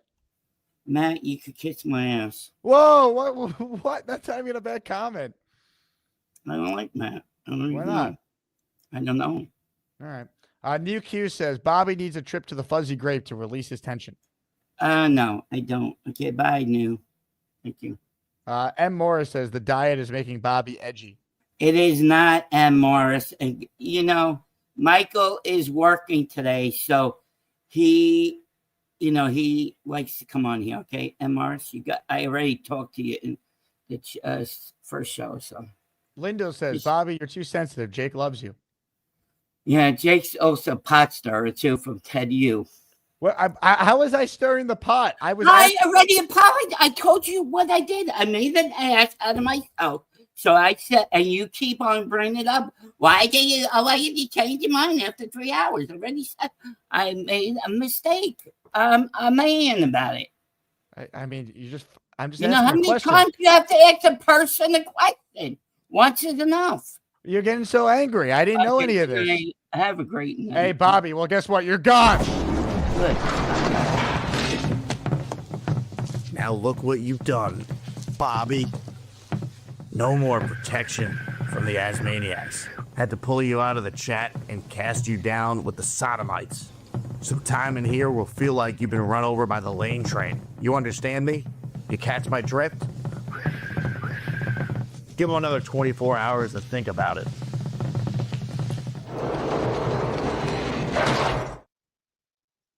What a turn of events. Bobby Midnight sent to the hole. Stormrock sends him there. Now, that is not actually Beastbreaker. It's a fake Beastbreaker account, but you got to respect the troll attempt. But either way, A bet was paid. We will see you later. To Bobby Midnight for the rest of the show. He's gone. How did Bobby turn on me? I wasn't even trying to Ted you that situation. Dave Briga and Bobby were going at it before, and I simply wanted to know what happened, and Bobby freaked out. And then when I tried to explain myself, he got mad at me. I don't know what I did wrong there. I didn't Ted you that one. Now, I'll fully admit, I stir the pot as well as anyone in this chat.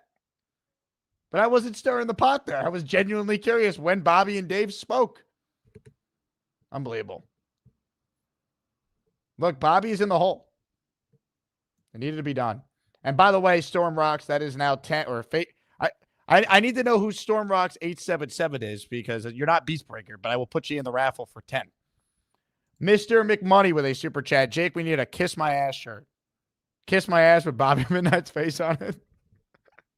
That might sell. Jay with a super chat. Bobby ready to crash out Jake. I don't know what I did. Mike D's nuts emphasizing that he wants the Garrett Wilson jersey. Mike, I have to check the list of raffle entries, but you might have the most after today. Gator writes in, when Briga gets decent internet, he'll come on and explain. Man, I really just want to know what happened with Briga and Bobby there. That's it. All right, I wasn't Ted Ewing this. Unbelievable. And then Bobby's like, you could yell at people and I can't. Yeah, I'm yelling at people in debate, not about people's friendships. All right, I love Dave Briga. He's a great man. And I love you, Bobby. I don't want war between two of the great listeners of this program. Unbelievable. Big fella. Yeah, you know what, big fella, after your bounty performance yesterday, you might have the lead. I got to check. Dave Briga says, I don't like seeing Bobby upset. We both made mistakes. It's all over. I agree, Dave. I'm thrilled about this, but unfortunately, Bobby took it the wrong way.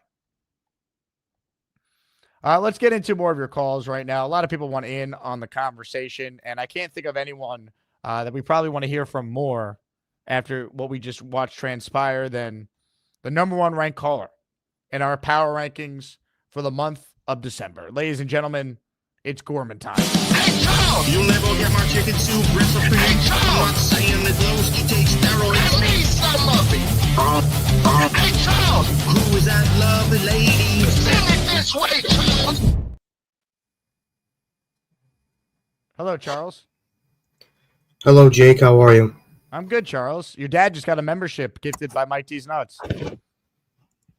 Yeah, whatever. Anyway, you don't seem excited. You really believe that man who goes by my father's name is actually my father? Yes, I do. Okay. Anyway, did you ask him? My dad wasn't home. Plus, my dad was doing physical therapy. Plus, my father's not feeling well. Plus, my father may be sleeping right now. Just because someone has my father's name doesn't mean they're actually my father. I don't know. He sounds pretty convincing. He just wrote, it's really me, son. Yeah, I know you like to stir the pot, Jake. You admitted it yourself. Yeah, but I'm not stirring the pot here. I'm just simply asking if this man is your father. I don't believe it. Okay. What else you got for us, Charles? I'm starting to think, according to these reports, that Lance Newmark as the GM for the Jets. I know a lot of people, some people are crazy about it, but he did a good job with Washington this year, and he's very close friends with Aaron Glenn. Do we know what he really did with Washington, though?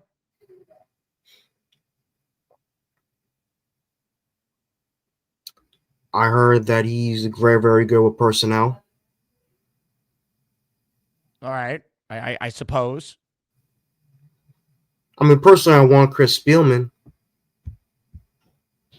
I like Chris Spielman. But personally, if I wanted a GM with experience, I would take Dimitrov. Hey, Charles, can you adjust your camera? I can only see part of your lip.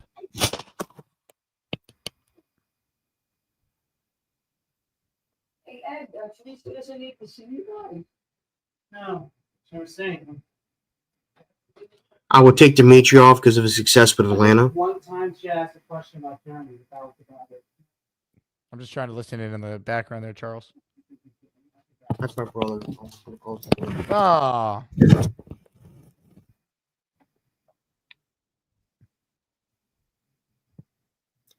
But Mike says Charles is rattled. Are you? no. No. Craig says Sarah says hello. Hey Craig. Hey Sarah. How are you guys? Rick Kent says I am Dennis Gorman. Haha, very funny. Dennis writes in, son, please unban me from your channel. Don't believe you.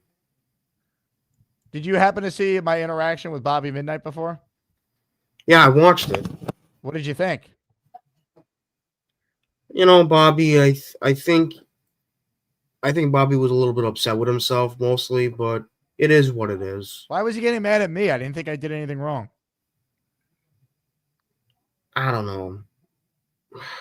I was just trying to get some background on him versus Briga. I mean, it got intense on the first show. I have no idea. I don't know the whole story behind it. Anyway, I personally want Dimitrov as the GM because of his success and experience with Atlanta. I mean, after all, he did draft. Rick Kent says, Charles, how can you ban your own father? Because that's not my father. There are other people on YouTube that I went by my father's name, Dennis Gorman. Gorman's a common name, but I'm not related to him. To them. Is it a common name? I don't know any other Gormans. Well, there's other YouTube channels that go by Charles Gorman, but they're not me. How do we know that? Because I know. I'm going to need more proof than that. Oh, my God. Now you're really stirring the pot. What's up with the stir in the pot? Not everyone could stir the pot. I'm asking questions. I only have one YouTube channel. Jack says, have we ever seen Charles smile or laugh? When was the last time you smiled? There we go. How about a laugh? No. What are you, the Joker? No, I just wanted to be a jerk for that regard. I've laughed before. I do smile.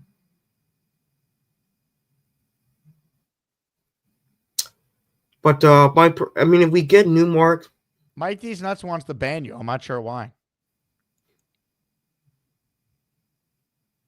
I guess Mike D's Nuts doesn't like me. Oh, too bad. How could someone not like you, Charles? Trust me, I can tell. Boomtown with an interesting question. Bigger odds, Charles. Wait, hold on. That it isn't actually Dennis Gorman or Han Solo and crew successfully clearing an asteroid field. It isn't my father. So you think Han Solo has a better chance than? Yes. Okay.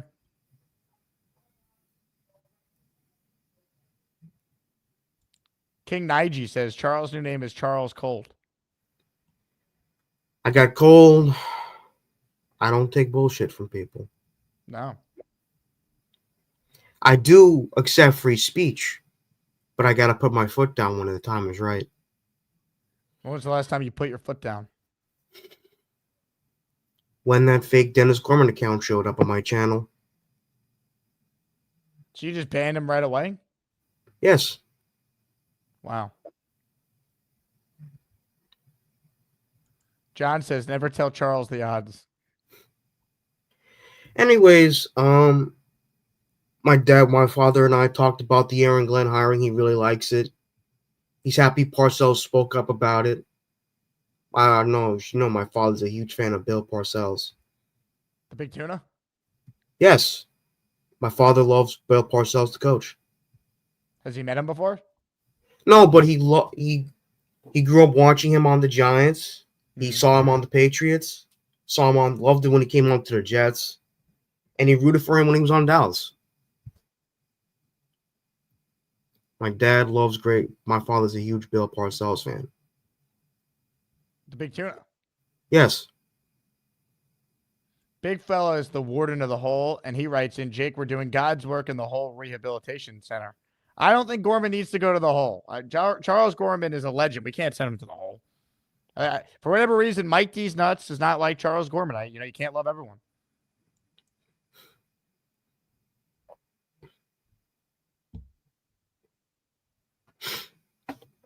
Let's see if we get Newmark. He gets along with Glenn. Rick Kent says, Charles, why do you always give your father's opinion? Where is your opinion? I respect Bill Parcells. I do have an opinion. I learned from my father. Well, Charles, I'm going to have to let you go because we have a record membership drop that just occurred. Stand by. Hi, I'm Charles, and I'm going to talk about Spider-Man and movies and sports and video games and maybe hot chicks. Sound the alarms! 50! 50! 50! That's right. Hit it! It's the Asmaniac membership raffle. For every membership gifted, you receive one ticket entered in the raffle to win epic prizes. Oh, 50, here we go. Now, give me money. Or I shoot him. And I shoot all you motherfuckers. And then we take it. Your choice, bitches. 50 raffle entries for Asmaniac J. Cruz. It is raining. We're all drenched. If you don't have a membership, you didn't get one because you're not subscribed to the channel or you didn't like the video. There's no other way. Everyone's getting one today. Here we go. I got 50 names to read off. Stand by, baby. Let's find out who's one of the 50 that just got a channel membership. Here we go. Rick Faraday, Stu Pedrazo, B. Ramos, Joe Price, Joseph C., Marcin Nizonian, Tom Crumbs, Vino, Chris UK, Joey K, Michael Burgos, Stackman Sadu, MJ from Jacksonville, Kashanu, Craig M, Rob B, Craig M again, I don't know, YouTube's glitching, Alex Zokalaki, Nadine, Shane Tuttle, Richie, Neil Razwant. There's more. It's loading. Mikey B, Turk, Herman Lee, Mark Freeland, Beastbreaker 666. I think that's not even the actual beast. There's burners getting memberships today. Bartles Chishop, Salik Khan, Lon, Zachary Asman. That's my brother's second account. Justin, Mojo Jets, AJ, Henry Slot, Matthew McBaron, Gilbert Gonzalez, Robert Sadowski. Holy crap, there is more. It is happening. Christian Rodriguez, Teamy and Sleep, Nick Dow, Oscar Avila, Jet Dad, Noah Nato, Marcus Burke, all in the raffle. I think that was 50. I could be wrong. My screen froze. Holy shit. Wow. Thank you, Jay Cruz. That's incredible. We very rarely get 50 in one spot right that is epic. 50 entries for Jay. We're not done, baby. A-View with a $10 super chat. A-View, thank you. If you got a comment that you meant to attach to this, please write it in and I'll try and get to it. Brian Edwards with a $10 super chat. I'm sorry, but did the Eagles steal our chant? I thought we were the only team in the NFL to spell out our team. I mean, the Ravens do it too now, which I noticed during their playoff game against the Steelers. I don't know. The only chant of an NFL team where you spell out the team name that's the best is the Jets. Like, the Jets are known for the Jets Jet chant, not the Eagles or the Ravens. But did the Eagles steal it? I mean, I guess. It's not as good, I'll tell you that much. Wow. Jay Cruz, shout out to you. Rich says, hit the like button. You better. Also, if you haven't subscribed yet, you missed out because we've had 100 memberships in this one show alone. I'm at 41,091 subscribers. We hit 41,000 the other day. Next stop, 42. So let's keep going. All right, more of your calls right now. Let's say hello to Tim from Fishland. Hey, Tim. Jake, what's going on? Good afternoon. How you been? Tim, what's going on, man? How are you? I was just living the New York life in November in South Florida. I heard it's kind of cold down there today. Yeah, 50 degrees and raining its ass off. Yeah. Nice cold rain. I I don't live in the Panhandle. That's basically freaking Georgia. So I live in Jurassic Park in South Florida. So like that's it. But boy, oh boy, I'm gonna start calling you Jake Springer from now on. Man, it's been All right. it's been a weird show. I got Bobby Midnight in the hole. I really don't know what's happening. I think Bobby needs to eat his Xanax or something and calm down. Like, really? Calm down, man. Like, I wasn't even stirring the pot. I was simply asking what him and Briga, what happened. he's for those who getting didn't worked see it, up over nothing. So they got into it big time. Like you saw the first show today. Like they were going at each other. So I think it's gonna give logical. himself a heart attack, though. Yeah, crazy. All right, but I got a question for you. All right, and what do you think about this if Rodgers comes back? And this is my thing. All right, you guys say that you want him to run the new offensive coordinator's, system, all that type of stuff. Mm-hmm. Did you watch Enigma? I did. So did you heard Matt LaFleur and about how he talked about how they got together in the offseason and they basically married his system with what Rodgers likes to do. Mm-hmm. I believe that's what needs to happen because you can't sit there and put Rodgers out there. Now, he's really, really smart, intellectually wise. You know what I mean? He should be able to pick up any offense in the league. He's been in the league for 20-plus years now. Okay? But you can't take away when he sees something pre-snap, he should not be able to change the play and check to it and exploit it. That's something I don't like because with his experience, all right, his intellect, all that type of stuff, you got to allow him to do that. All right. If the offensive coordinator calls a bad play or he sees something in the defense to where he can attack it, let him do it. That's what he's been doing for 20 years. What's your opinion? Look, I think Rodgers should have a say in some of the play calling and because he's the quarterback, so he's going to be out there making calls, adjusting stuff. But I think what a big part of it is not even like what the play calls are. It's like what the philosophy of the offense is going to be. They got to run the football way more. Exactly, next year. That's number one. Like they need to be more balanced, and they were balanced in Green Bay when he was winning the MVPs. Like it wasn't like he had to throw 40 times a game, and that's why he was winning MVPs. They were an efficient offense. They had play action, which they were able to run the ball. Yeah, and I think the Jets have the personnel to be able to do that, which is another reason why I want Rodgers back, because I think they should be a team that's way more balanced next year. You don't need Aaron Rodgers to do as much. They you put said too earlier, much in his hands. All on coaching. Agreed. All on coaching. Okay. The run game, I want to get on when you had O'Leary on, and he was saying that he wanted to switch to more of an outside zone. That's basically what they've been running. They've been very rarely did I ever see him run a pulling guard or a counter or a trap play this year. It was usually inside zone or outside zone. Tim from Fishland, Bobby Midnight just called you out. Tim from Fishland got a big mouth and mind his own business. Bobby, I want no beef from you. I just don't want you being all upset. I don't want to see you get a heart attack over something so small, bud.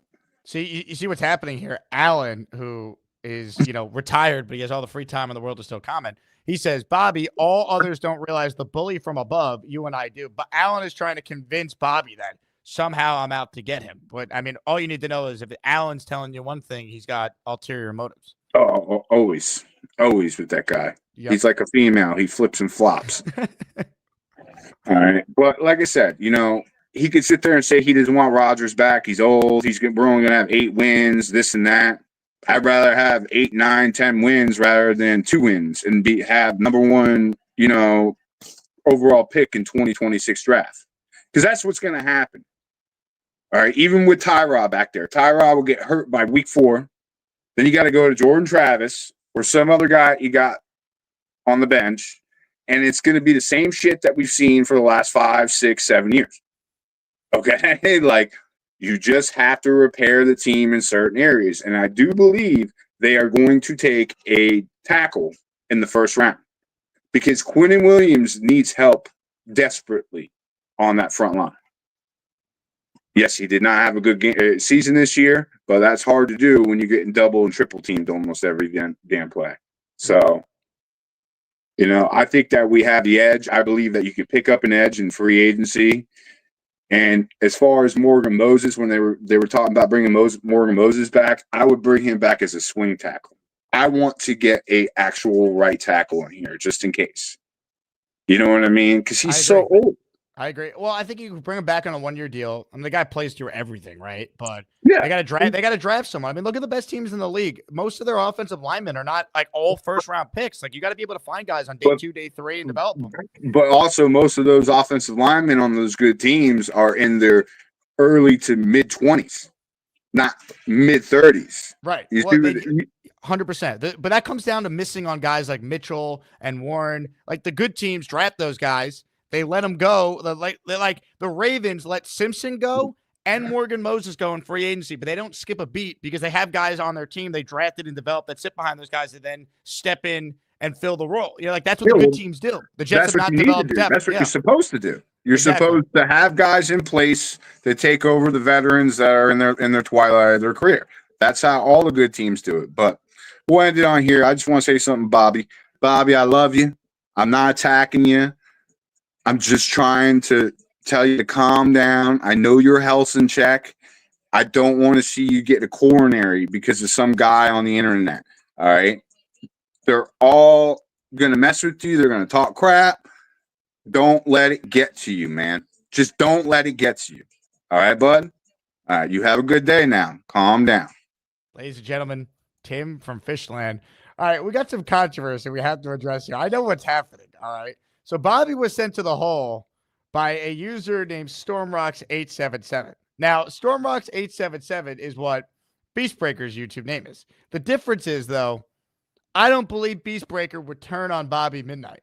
I believe Beastbreaker is being set up here by someone who despises Beastbreaker, and that is Kyle Clifton. Because notice, Kyle Clifton, who doesn't often super chat, has gone out of his way to super chat, why did Beast do Bobby dirty? Guy's a menace.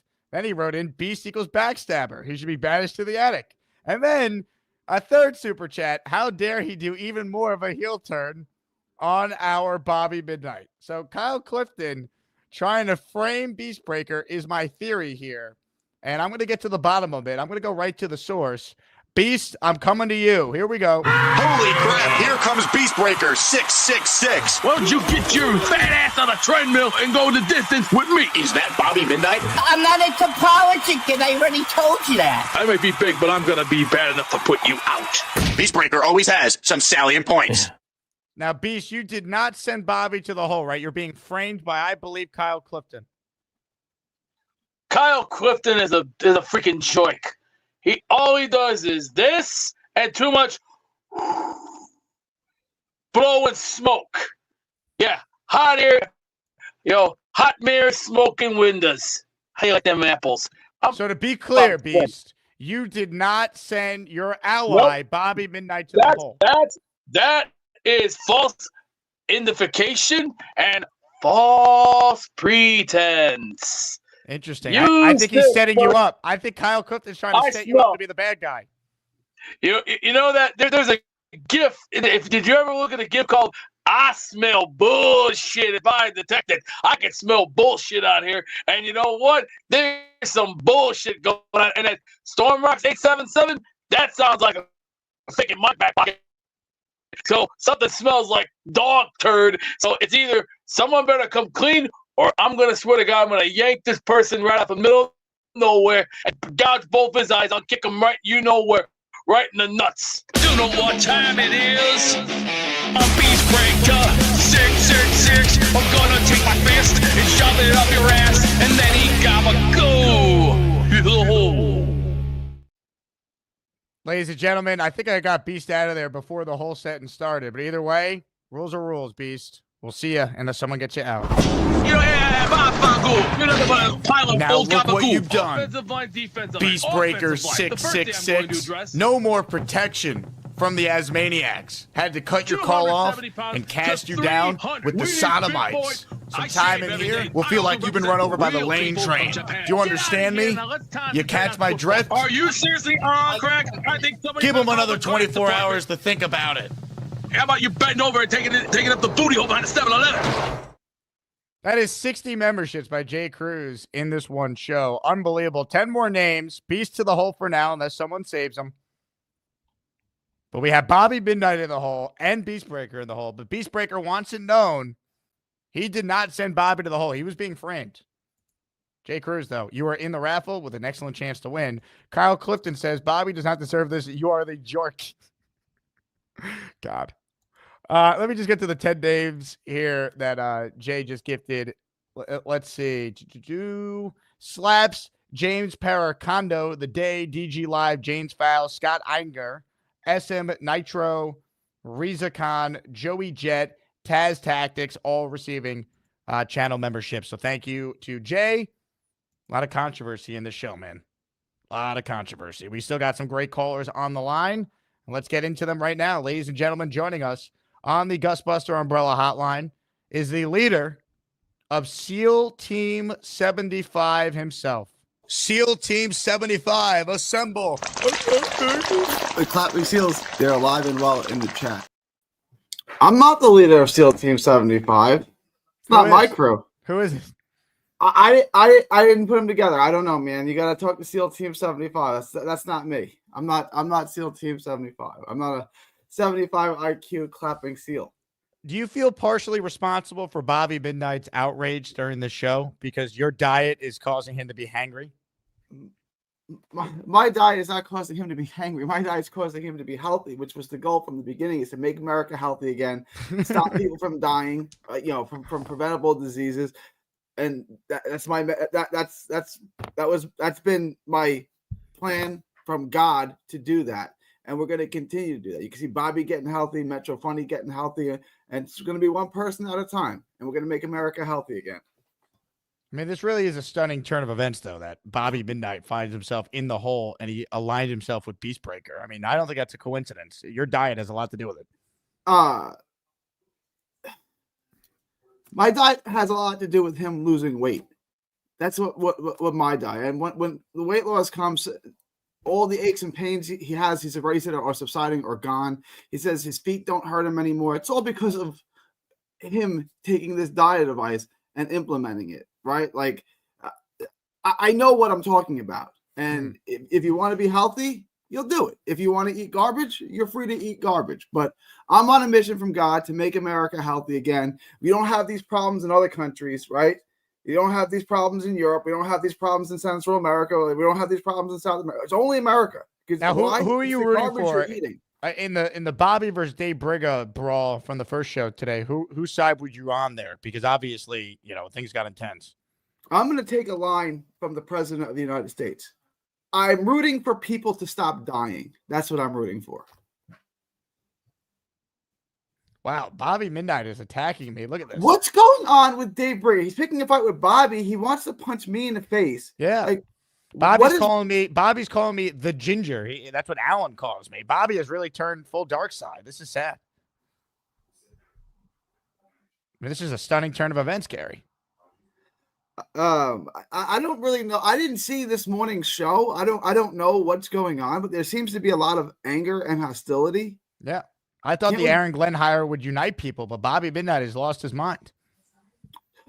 Well, it's not going to unite people because it wasn't like it wasn't a name that people were unified behind. No, it wasn't like everyone was like, let's get Glenn, let's get Glenn. Most people, I feel, didn't want Glenn. They wanted either a veteran head coach with experience, or they wanted an offensive-minded OC like Crybaby or something like that. Glenn was not a name that, like, I'm not saying no one, some people did, but it wasn't the majority or even a big plurality of Jet fans that wanted him as their first option.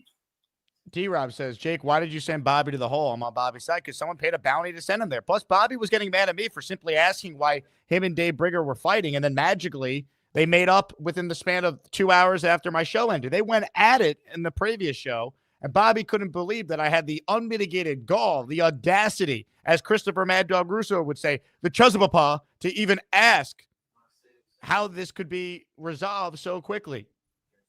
Because we're dudes. Dudes resolve things. Like, I could get into a fist fight with someone at breakfast and go to lunch with them. Like, because guys resolve things. We don't, Hold on. What level of Super Chat frees the beast? It's a $50 Super Chat or 10 gifted memberships, Spencer Green. So if you want to revive the beast, that's the way to do it. I personally hope Beast gets revived. He was being framed by Kyle Clifton as the one who sent Bobby to the hole, and I don't believe Beast did it. I believe he's telling the truth.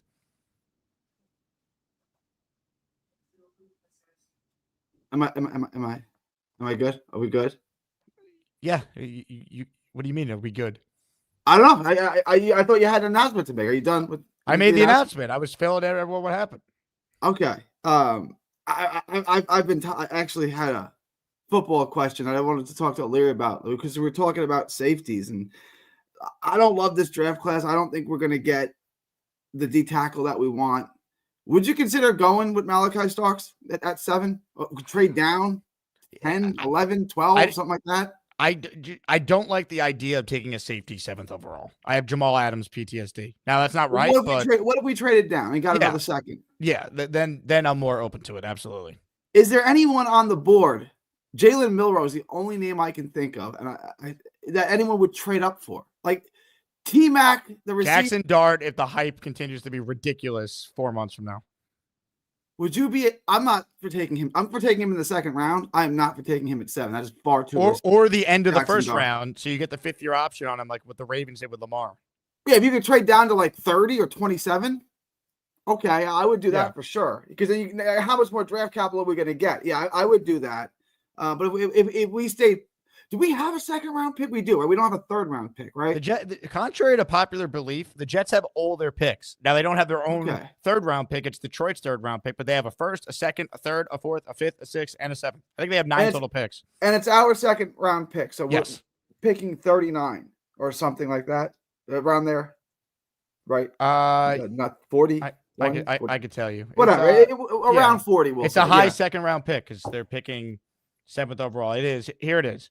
Jets have 7, 42, 92, 108, 145, 156, 187, 209. If we could get Jackson Dart at that 2nd round pick, I would do it. But guys, listen, you guys aren't going to love Jackson Dart because he's going to throw a healthy amount of interceptions. That's A. And B is he's not ready. So if he goes in and he sucks, I don't want to hear after 2 games this is Zach Wilson all over again. Okay, I'm letting you know now. Like he's good and he's got a chance to be an NFL starting caliber quarterback for a long time, but it's going to take time. He's coming from Lane Kiffin's offense.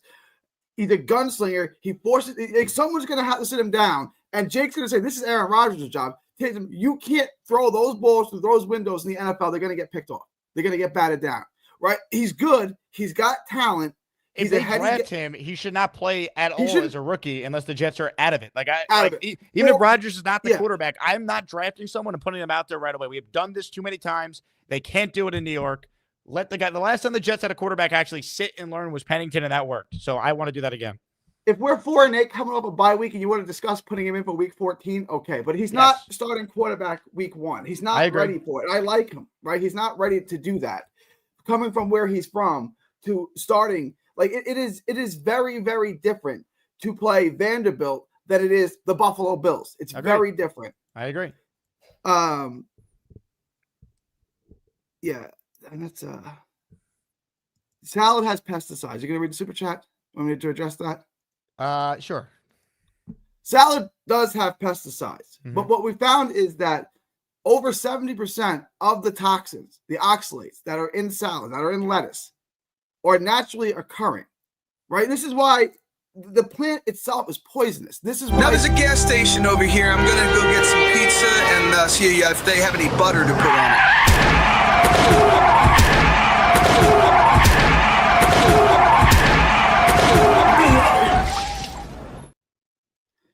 If you took a kid hiking, hey, more importantly, when are you doing the moonwalk on the show?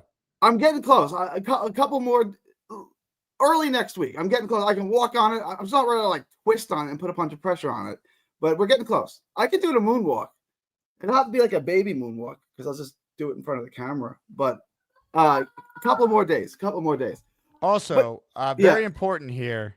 Do you think the fact that Bobby and Dave Briga were able to go at each other's throats and then within 2 hours resolve all of it gives you some hope that you and Dave Briga can resolve your issues?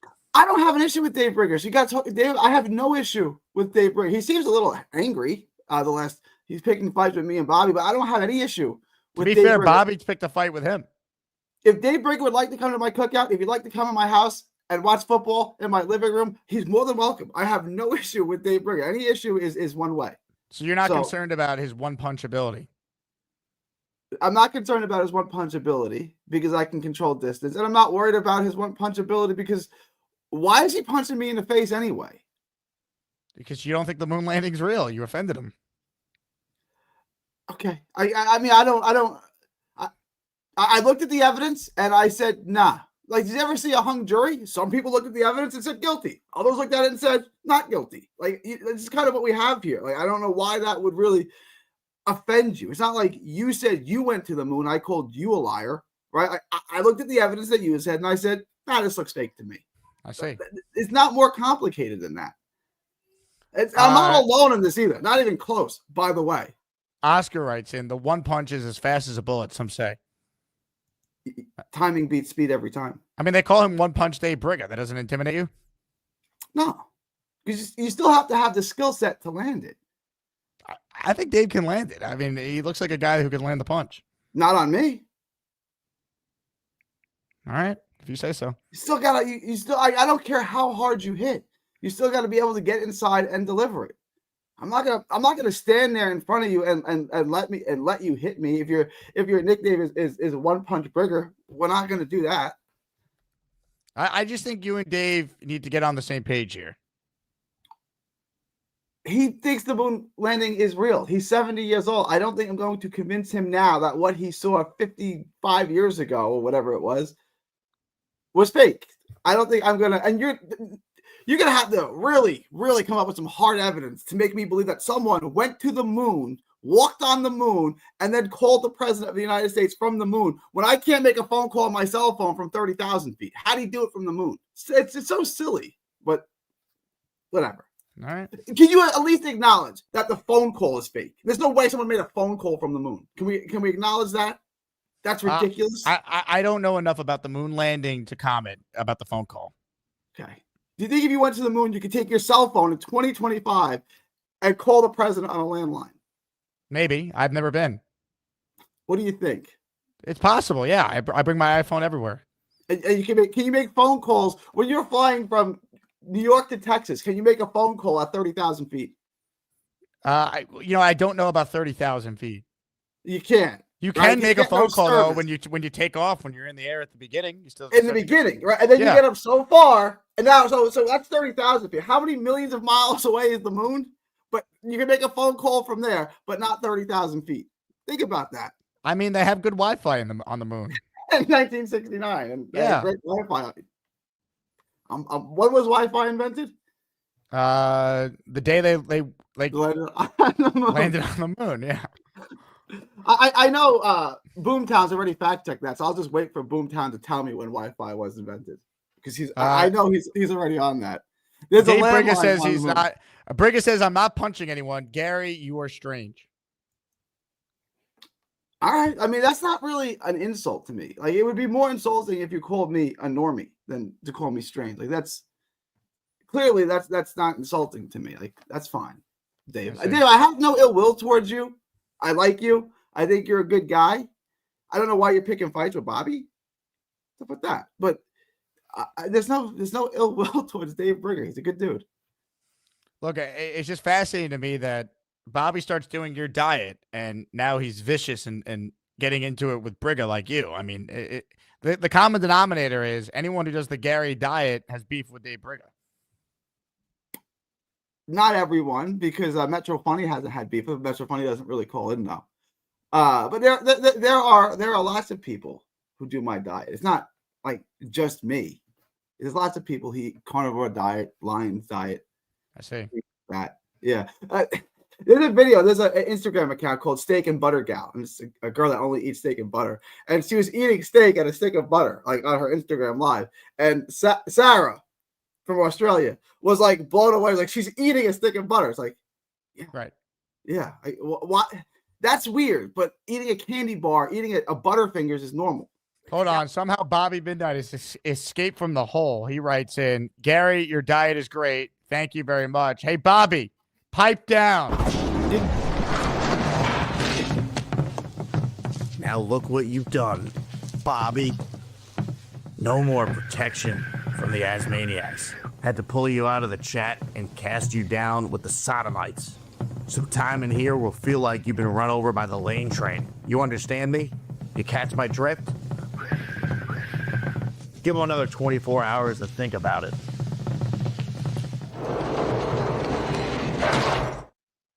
Don't know how he got out of there, but we had to handle business.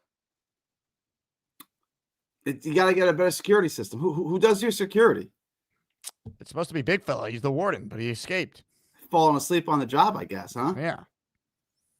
Yeah. Unbelievable. All right, Gary. Well, continued recovery from the ankle injury, and I look forward to the moon landing. We'll get the moon landing. The moonwalk. Moonwalk. I'm looking forward to a moon landing. Hopefully, in my lifetime, someone can get to the moon because it's never been done before. Would you call in if you go to the moon? Yeah, just to prove to you that you can't call a landline in the United States from the moon. I will do that in 2025.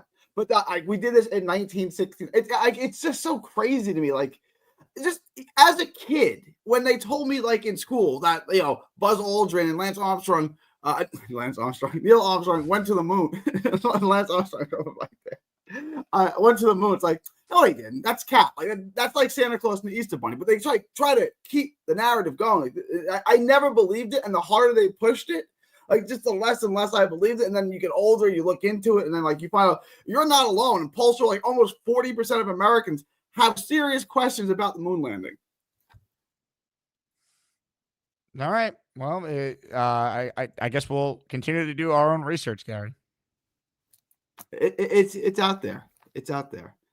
Look, if you conclude that people walked on the moon, I disagree with you. I don't think you're a bad person. I don't think you're a moron. I don't think you're an idiot. I just disagree with you. I'm Team Brigga. I hope he just hits you so hard in the face you don't know what's coming. Even on the one ankle, like anyone in this chat, if I wanted to just avoid anyone in this chat, I could avoid anyone in this chat for 3 minutes. Like Dave writes in, I'm not picking fights with anyone. Gary, do you have knowledge of technology or mathematics? I mean, I really hate math. Why? That's why Decker calls it stupid math. She gets that from me. And my wife, Megan, homeschools the kid in Decker in math. I'm not a math person. Isn't that weird that my wife, the chick, is the math person in the family? Like, isn't that like defy all common sense? I don't understand. You're saying women can't be good at math? Is that what you're saying? Yes. That's exactly what I'm saying. Based on what? That's what is that based on? Based on every study ever done that women aren't good at math. What? Did you ever? What studies are being done that say that women can't do math? In college, did you ever have a math professor? professor? To Gary long enough, he'll say something so batshit crazy. Now we got to ask him about this. Women are bad at, you've never heard the expression girl math? Like, that doesn't mean that you're good at math. Oh my God. That's not what girl math is. Girls are horrendous at math? No, girl math is a thing they say to justify like girl math, no calories on Sundays or on the weekend. Like calories don't count on the weekend. Girl math. That's what girl math is. It's an expression. Not that they're not good at actual math. They're not good at actual math. They're not good at actual logic, and they're not good at actually parking a car. Or driving a car, but specifically parking a car without hitting a curb. See, people think he's kidding, but Gary is truly one of the more sexist people I've ever met. Clearly, I mean, if that's sexist, right? Like, ladies and gentlemen, sports fans of all ages, welcome to the event of the year, the moment you've all been waiting for. This is the Asmaniac Rumble. Damn it, Jake. Oh! What up, Jake Graves? You know I love you. And you know I think you say stupid shit about women. Mm-hmm. Chat, live, this is not even the dumbest shit he said. Like, this isn't even close to some of the dumbest crap he said about women. No, but, this is mild. Yeah. I love women. My two favorite people on earth, my wife and Decker, are both women. I don't hate women. So I don't know what you mean by sexist, but I don't hate women. If that's what Gary is misinformed. I don't. That's why I tell him. I don't think I I'm know. misinformed. I know you don't. Trust me. So I'm not. I like Gary. I'm not gonna rumble him. I'll just call him a dumbass because he knows I'll call him that. And And he knows I that's love fine. him. Yeah. He's If got we're- bullshit women takes. If we're ever in a car together and you need to parallel park, just let me do it. I got it. I actually can parallel park. I'm not too bad, and I can reverse into a spot better than I can pull into it. Gary, I told you I put in my own Christmas lights. I know how to change a tire. I can change my oil. I build shit. I have power tools. Like I like this crap. Girls can do it. Although I do suck at math. I will not attest to women are bad at math. I personally am bad at math. I will just say that. It's not I a hate women math. thing, it's a me thing. I hate math too. Like, yeah, I had to take that remedial math because I had to get one math credit in college. I had to take that remedial math class, like math. Yeah, I'm not or that whatever. bad. Yeah, Look, you got a woman who's better at math than you. So My there. wife is good at math. We homeschool our kids. You My got wife two of us. teaches. And probably Decker is too. You got three of us. Decker hates math too, though. Decker, But she'll still be better a than fight you. every time we have to do math homework. Yeah, she hates math. Oh my goodness. That's all I really got, Jake. Sorry to ruin your rumble. I can't believe this, Jay Graves. I thought you were going to come in and one punch Brigga, Gary, but that's fine. There's things I can say on Bobby's show that I can't really say on this show. If you, Well, I've gone at Gary. I've come in hot. I For mean, two people who don't agree on anything other than the Jets, me and Jay Graves are cool. We like each other. We're cool. by the way, there's real hatred, and then there's how much Kyle Clifton despises Beastbreaker. He sends in another super chat, Beastbreaker hates women. Beastbreaker's not even can't stand him involved in either. this. Yeah, but he's not involved in this controversy. Yeah, I know Kyle just hates him too. So I get it. I'll throw any darts I can, whether I'm involved or not. I mean, I have a 10U minor. I am a little bit of a pot stirrer. Not gonna lie. Now, Jay Graves, what were your thoughts on Bobby Midnight snapping on me for asking about the Brigga altercation at the end of the first show today? My professional opinion is that he should have just said, "I don't want to talk about it," and then that could have been it. But he was getting agitated because it was clear he didn't want to talk about it. I think he's a little bit embarrassed, and I get it. I would have been too. Love you, Bobby. Man, sad. Very sad Although what's happened to Bobby Midnight. The Allen's influenced him. That's the problem. Look at this. You know, I'm an Allen fan too. Sorry. Yeah, but you're not actually an Allen fan. No, I do like Allen. Sure. We like Allen. I got you. Sure. Anyway, Jay Graves, thank you very much. If you ever want to punch Gary in the face, you could always do it on this show. I do actually have Jets talk, so I'll stay in if you actually want to bring in me in and talk to me later as well. Hold on. Stay right there. Gary, goodbye. Go ahead, Jay Graves. So Aaron Glenn was not my first choice, but like you, I'm going to rock with him. My one thing I'm super excited about, because I've been saying this since we got Ulbrich, before we knew he was shit, and I wanted him to be our next head coach or whatever. I like coaches who've played. I think that makes a difference. I mean, I could be completely wrong, but like, I just feel like that they can empathize better, and the guys respect them more because they have been. Like, I saw one. I've been YouTubing like Aaron Glenn clips, and I saw one Hard Knocks where he was like, I've been there. I've been in the grind. I get what it's like to have 2-hour practices. I get what it's like. And I think a lot of dudes who aren't in the NFL like, oh yeah, I played college. Like, I get it. Like, I played this, but you didn't play in the NFL. So I think that goes a long way.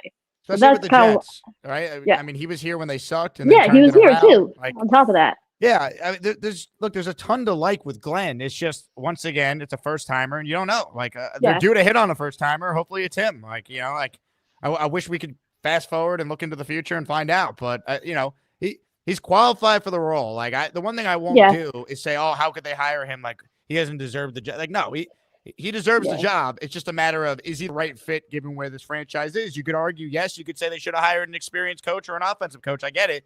But he's qualified. Now we hope that his skills translate to the head coaching role. Yeah, I mean, that's like I said, I'm looking for upsides. So I'm like, all right, I'll lock in on that. Hopefully that. But I was telling, I don't know if it was DP or at Bobby's show, I was like, I'll be excited week 1 when we hit the field and I see what we have. And like, I don't think I'll get excited all summer because they're gonna hype up this, they're gonna hype up that. Like, show me week 1. That's when I'll get excited. Mm-hmm. Hopefully. I'm with you, Jay Graves. Hopefully, we're I got for you. We're at the home opener and we're watching the Jets win now. Aaron Glenn's first game. Yeah, I don't want the tailgate to be the best part of the night anymore. I'm tired of that. I want the game, like on Halloween, to be that was still my absolute favorite game this season. Yeah, That was a was so much blast. fun. I mean, It everything was was. perfect. The weather was like a summer night in October. Yeah. The game was great. It was awesome. Yeah. We watched history. That was my thing. Is that we watched that Garrett catch live. I can say that for the rest of my life. You can. And Yep. hopefully we get more Garrett catches and Yes, wins please. that, the Jets aren't 3-6 after the win. They're 6-3. For real. All right. Well, thanks, Jake. I'll talk to you guys later. Bye, everybody. Ladies and gentlemen, Jay Graves representing the 4% female demographic. I have not checked the demo this month. We could be up to 5%. We've had a monster month. We're on pace to have a viewership record on this channel. Thank you to everyone again for that. Patreon.com/Jake Asman Show if you want bonus content. And if you want to join our Discord, Boomtown wrote a guest column for the Patreon users today talking about Aaron Rodgers and Aaron Glenn. So that's part of your Patreon membership. I'm going to test it out. Boomtown was the first to do it. If anyone's interested in contributing articles, commentary on the Jets or even the Asmaniacs, I'll post the weekly or the monthly power rankings there. Let me know, and we'll post your stuff for the Patreon audience. Patreon.com/Jake Asman Show if there's any writers out there who are interested. Let's see. Couple super chats here. Kyle Clifton. Beastbreaker started the war of northern aggression. Kyle Clifton. Beastbreaker faked the moon landing. Find someone that Kyle Clifton hates more than Beastbreaker. I don't think you can. All right. We have a bunch of people still online, and we're running out of time here. So I'm going to try and get to as many calls as humanly possible. Alan, by the way, is already predicting a 6-11 record. 5 super chats, and we'll send Alan to the hole. I don't have time for this nonsense. He wanted them to hire Aaron Glenn, and now he's predicting 6-11. Classic Alan. Dixon writes in, I'm coming to the city tomorrow. Is Joe's your favorite pizza? My favorite pizza spot is John's on Bleecker Street, but you can't go wrong with Joe's if you just want a slice. Joe's is great. I mean, that's where I saw Brees Hall at the West Village location in November. Anyway, all right, let's get to more of your calls. Ladies and gentlemen, let's say hello right now to Devin. Devin, are you there? Oh, I am here, my brother. Devin, looking good with the sweater. Thanks, bro. I have to be professional, and I'm like making dinner and stuff, man. Dude, I love this show. Man, I swear I love this show. I swear I love this show. Me too. I had so many thoughts in my head, so many things going through my brain. So I'm just going to, you got classics on here, bro. Like, the people on here, this is truly, as we go through all that we deal with in Jetsdom, you make it easy for us, man. So I appreciate that. But the people on here, man, Beast, I got mixed emotions about you. I'm just not gonna lie to you, bro. Sometimes you gotta watch what you say, bro. But he does make some salient points. That's the problem. Love him or hate him, we continue to watch him. I love Beast. Gotta stop it though, man. And Bobby, bro, just calm down. It's the same, Jake. It's unbelievable. I actually called on here because I was like, I've been marinating on this whole Aaron Glenn situation, trying to be even keel and think to myself, all right, let me just, because Flores was my first option. I really didn't think that was going to happen. I'm going to be honest with you. And the reason that I think that it wasn't going to happen was because I think perception for what he is a lot, and his boy that's currently in office, and I think the perception of he's suing the NFL and all of that. Even though I know I've heard you say, you think he would have dropped it and everything. I think it would have brought some spice to the Jets that they probably didn't want. But either way, I'm good. But as I'm marinating on it, I like Aaron Glenn. Yeah.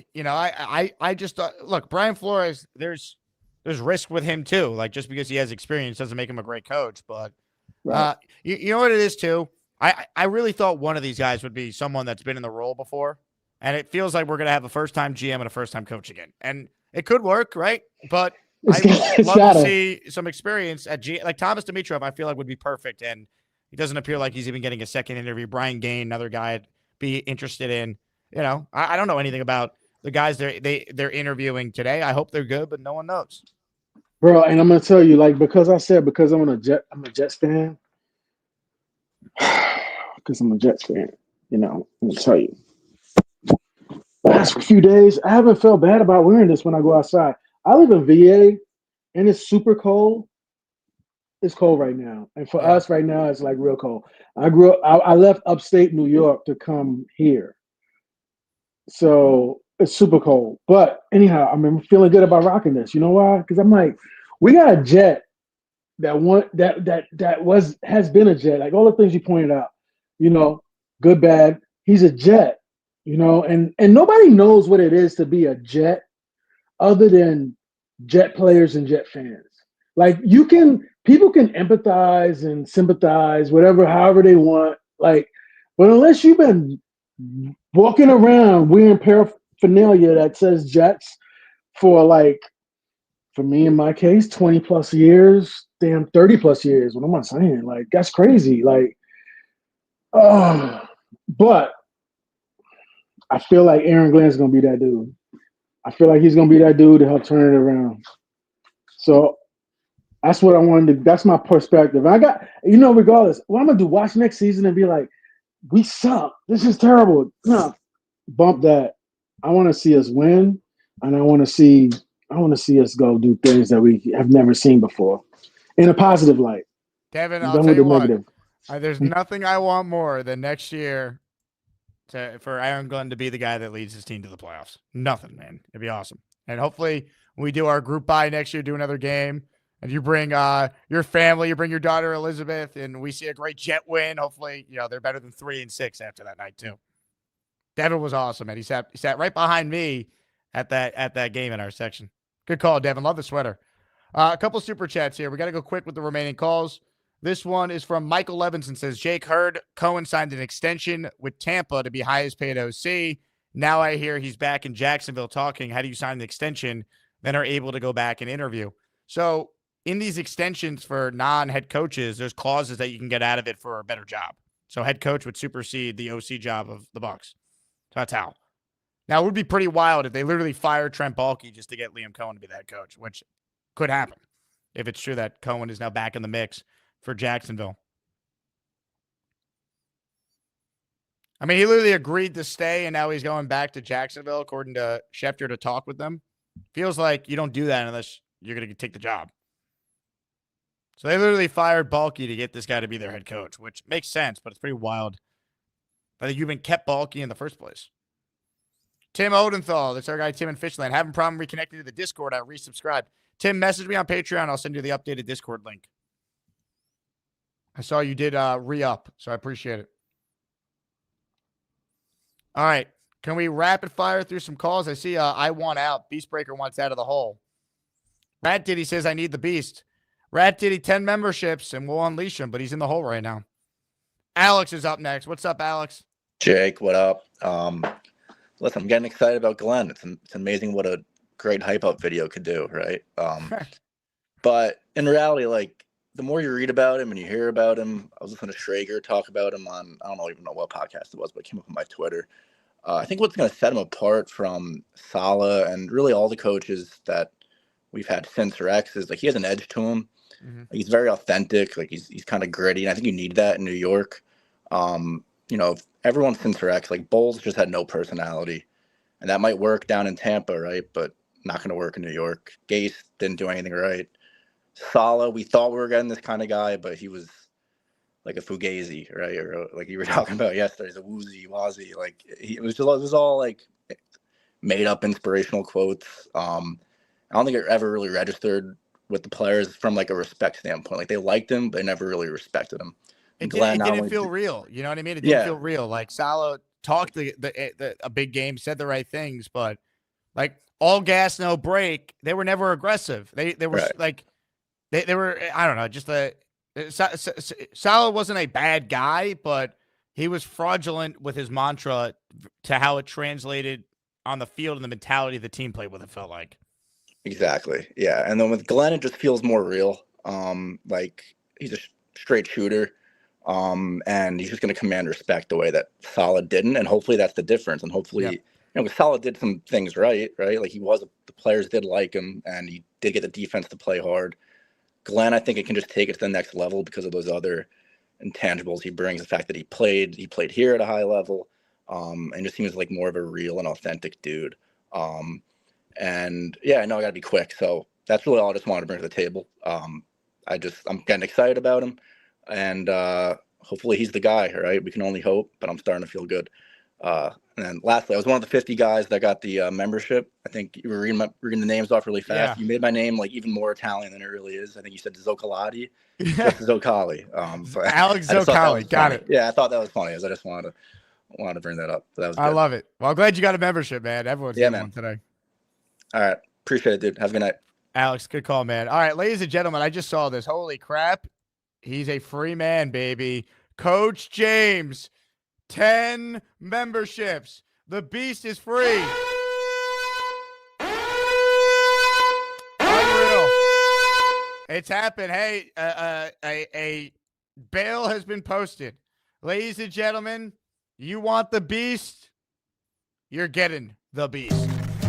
Beast Breaker 666. He's the man who would kick your ass.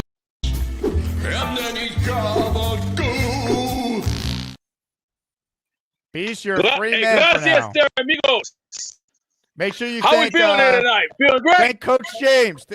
James is on your side. James Rodriguez, you are in now. Welcome to the mob. Thumbs up. So any basketball game tonight or no? Bobby Midnight is still in the hole. Yeah, maybe you could try and calm him down. Tensions were high earlier. Hey, buddy. Let me just say this. I know we're all going through the same stuff, my friends. Relax. Take a Dr. Pepper. Go have a sandwich. So come on, kid. Beast, your internet is acting up again. What's happening? Sorry about that, man. Hey, Bobby. Relax, kid. Just go get the Mountain Dew, Dr. Pepper, and go relax. Thanks.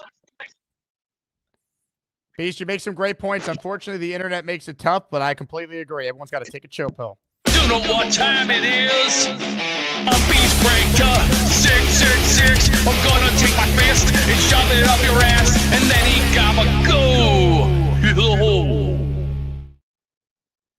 Do the Mikey Midnight, Beast. Call back from the kitchen. You're a free man, though. You're out of the hole.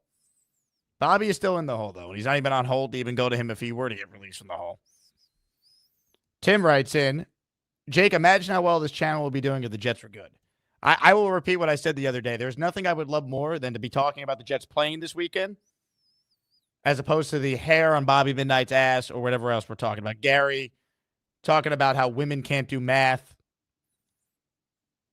or the moon landing's fake. Like, believe me, all right? It's unreal. Gator writes in, Beast, we are not all going through the same stuff. I can make it to the bathroom without bleeping myself. Now, that is the take. All right. Can we rapid fire through some of the last calls here? We're going to try. PBM's next. What's up, Mike? Yo, if you had to choose the GM, you would pick Dimitrioff? Yes, he would be my number one guy. Do you think that he has a realistic shot at being it? No, because he hasn't even gotten a second interview yet. If he gets a second interview, I think interview. No, there's been nothing on him. If he gets a second interview, he's got a chance. That means he's a finalist. But there's only been Newmark and the two guys today, so that's it. When are their interviews? They were today. There's been nothing announced on how they went or if they made a hire. What will probably happen, knowing my luck, is that we will see a hire happen as soon as the show ends, because that typically is what happens. Yeah. All right. Well, I'm hoping for Dimitrioff. I'm holding out hope, but whatever happens, I'm going to support it. Are you supporting Beastbreaker by calling him from the dark as well? No. I see. I was trying to calm him down in the chat, in the background chat, you know? I see. Try to just relax and chill out, you know? Yeah. But doesn't work. No, it's tough. Yeah. All right, Mike. God bless. Thank you for the time. From Mike to Bijan. Hello, Bijan. Hey, Jake. I first wanted to say I think Glenn represents a pretty well-rounded, background as a hire. Seems like a CEO type. He's got the scouting background, the playing background. So I'm happy about that. I think you're projecting him more as like what he would be as a head coach than what he was as a defensive coordinator. I really would be happy if he brings along Steve Wilkes and Nick Caley as the offensive coordinator. So we'll see what happens. And those two general manager interviews seem intriguing. So we'll see what happens. I wanted to try something. I don't know if this will be how this will be played out by everybody. If I could try a Beastbreaker impression. Oh, please. If that's okay. Am I okay? All right. Jake, let me tell you something right now. We are going to win right now because we got Aaron Glenn. Okay, we've got Aaron Glenn, and I want winners. I only want winners. We had a chance to get Vrabel. But he wasn't there. So we got Glenn, and we're going to go do things now. I don't want bums. I want good players. I was in 1984. I was in the UFC, and in 1994, I won the Nobel Peace Prize, and then in 2000, I was the president of Uruguay. We are going to do some great things. Let me tell you right now. All right, winners. If you're a loser, get out of here. You're a bum. Go get some gabagool. What an idiot. Breaker 666. He's the man who would kick your ass, and then he'd gabagoo. Bijan, that was great, man. Welcome to March. That was tremendous. You got Beastbreaker in the back going, what? That was great. Great impression. Beast, you got to laugh at that. It's funny. It's all good fun, man. I see Beast giving me the thumbs down offline right now. Come on, Beast. That's funny. You ever hear Lane Train impersonate me? You got to laugh. It's all good fun. Bijan, nice job, man. That was hilarious.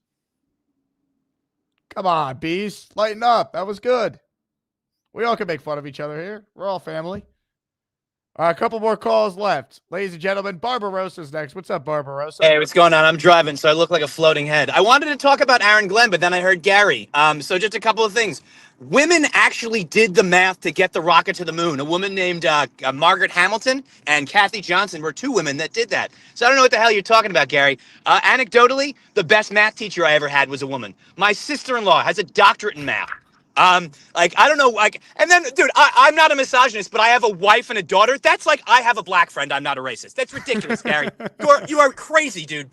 You are crazy. I can't even tell you that I love you because I can't stand the misogyny. But Jesus H. Monkey Christ, Gary, women did the math to get the rocket to the moon. And the thing you don't believe is the fucking phone call. Do you know what a satellite is, Gary? Satellites existed for 10 years before the moon landing. The technology has existed for a long time, and getting a rocket out of Earth's orbit is a lot harder than calling someone. I'm done, Jake. Have a good one. You make some great points, Barbarossa. Unfortunately, Gary is nuts, so he will argue with you and won't cave at all. But I agree. Ladies and gentlemen, Rat Diddy's back to being a member. How did Rat not get gifted a membership today? We love Rat Diddy. Rat, you're in the raffle for one. Greg says this is the greatest show on turf. I agree. All right. Imagine this team didn't suck. How much fun we'd be having if we were winning games like we were supposed to this year. I can't thank the audience enough. This is the largest month in the history of this channel, which is insane because the team is trash, but we still care. We care about the GM. We care about the head coach, obviously. AsmanJake@gmail if your brand or business is interested in advertising. We got some new sponsorship packages for 2025, which is awesome. And then Super Bowl, Radio Row, sponsorship packages specifically for that. So we got some big guests that are going to join us. I won't say who, but a member of the Jets is already booked for Radio Row this year. So AsmanJake at Gmail, message me, we'll talk, and we'll make it happen for your brand, your business. Rad Diddy just upped his membership. Let me get the names, by the way, from Coach James. He's the Good Samaritan. If you are a Beast fan that revived Beastbreaker from the hole. Dwayne Foster, Bandit Healer, O'Biscuits, Adam Folat, Kevin Risco, Ender Slayer, Francisco F, Logan M, Leonardo Santos, Bronx Big Shot, James E123. They all got members. That's 122 in this show. Unreal. Ladies and gentlemen, it's been a wild one. We've had fireworks. Let's try and take a breath and get up close and personal. I got my Iron UG. I hope you like my Jets take. You know they call me David T. It's not easy for me to see. Sometimes when I have a few drinks, I slip and fall and break my face. Not that my vision was bad enough. Now I have this dog shit scar. Hi, Jake. David, how are you? I'm doing just fine. I'm a big fan of Barbarossa. And let me crushed it. He made some great points there. Yeah, he's a cool guy. And let me tell you, Jake, you could have been a rabbi, a priest, pastor, a camp counselor, which I think you were. And 100 other things. But the bottom line with your show is it's all about the keeping the Jets fans together and close. And having a lot of fun, which is really transpired. Yeah, win or lose, and it's mostly losing. We're able to still laugh and have a good time mostly. So that's that's the one positive. As bad as this year has been, the shows have still been fun to do for the most part. Yeah, wait till this year. I mean, you're gonna get up to like a million viewers. I hope the team was good. I can't even imagine what it would be like. I think the most amount of views on a show we ever did was the win after the Patriots that Thursday night, that post-game show. Like, people were pumped. It was like the 2-1 home opener. Rodgers was great that night, and I hear it all you. fell apart. What could have been. I hear you. Well, we're just gonna hope it all progresses, buddy. I hope so, David. You're a big part of it, man. You only started calling November 20th, and I couldn't imagine doing a show without you being a part of it now. Oh my God, I'm humbled. Thank you. Ladies and gentlemen, the great David T. I got my Iron UG. I hope you like my Jets take. You know they call me David T. It's not easy for me to see. But if you bring me full stream, you might like what I had to say. I'll need to get real damn close, cause my vision is dog shit. David T, the man. By the way, Tim from Fishland, I saw you message me on Patreon. I just sent you the new Discord link. So check that out, assuming you're still watching, Tim. All right, who's ready for potentially the last caller? Before I bring on the last caller, if you're one of the 400 people in here, hit the like button right now. Someone else might get the membership at the buzzer, and I want to make sure you have a chance to get it. There's 363 likes. Let's get over 400. Why not? Now, I would love to be able to play Enter Sandman for this guy, but I'd get copyright striked, so we don't want to do that. So you're going to have to take my word that if I was allowed to play it, I would play it. It's time.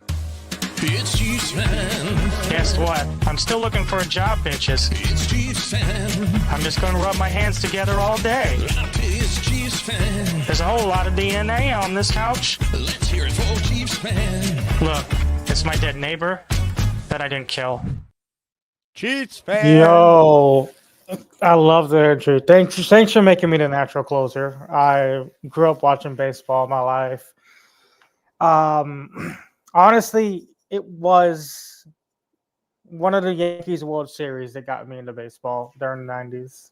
Really? It was one of the later ones in the 90s when I was watching you guys destroy. I don't remember the team, but you guys were destroying the team. The year before, the Marlins World Series wasn't that good, but I enjoy being the closer. I'm really hoping that the GM isn't announced after you get off the show. I just hope they have one more day because that would be insane for you to do another 4-hour show. It happens. We'll see. Hopefully it's tomorrow at this point. Yeah. I hope you enjoyed the game last night. March Madness is closing in. My Mizzou Tigers are doing decent in the SEC. And we got Asmaniac Madness too. Yeah. Like I said, I'll be humble to reach the Elite Eight in the Final Four. I think you got a chance, Chiefs fan. I think you're going to be a top seed. And look, I mean, depending on how the bracket breaks, it's all matchups. Yep. And if I get upset in the Sweet 16, so be it. If I get upset by a Cinderella in the Sweet 16, I'm going for the Cinderella. No offense, Charles, and all the higher seeds. Like when Princeton upset Mizzou a few years ago, I wanted Princeton to go all the way. Mm-hmm. Now, how about Bobby Midnight getting sent to the hole earlier? Not something you say often. I don't want to piss the guy off, but I was saying breathe, inhale, exhale, get some cold air. Give us the meditation plan that you would recommend.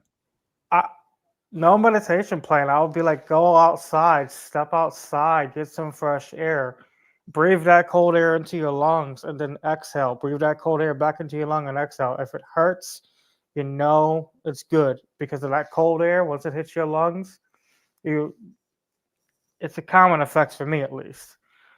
And I didn't expect that to happen, man. Like, you guys were like good, then you beef, then you're good, and then you beef. It's like on and off again.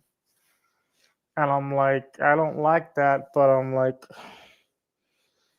this is a show not to beef on, but there's so much beefing. That's why I try to stay out of it. Unless it's someone uses slurs or is disrespectful to trans people. Or unless it's someone's disrespectful to a woman. Like the shit Gary was saying, sorry for the language. I'm like, come on now. I actually seen that movie with the NASA with those African American females, and Sheldon Cooper, the guy who plays Sheldon Cooper in Big Bang, wasn't racist towards them until he's seen their math. I don't remember the name of the movie, but those 3 African American girls set so many standards in NASA. They broke the color barrier. They did everything. Hold on. William Baez says, instigator Asman, as long as I get paid, screw everything. Yeah, William. I love money, okay? Deal with it. Uh-huh. Yeah. And guess what, William? You're gone. All the pieces come together in a season, it can be absolute perfection, folks. Because that's what I'm thinking. I'm thinking the Jets, led by Zach Wilson, will fucking suck ass, guys.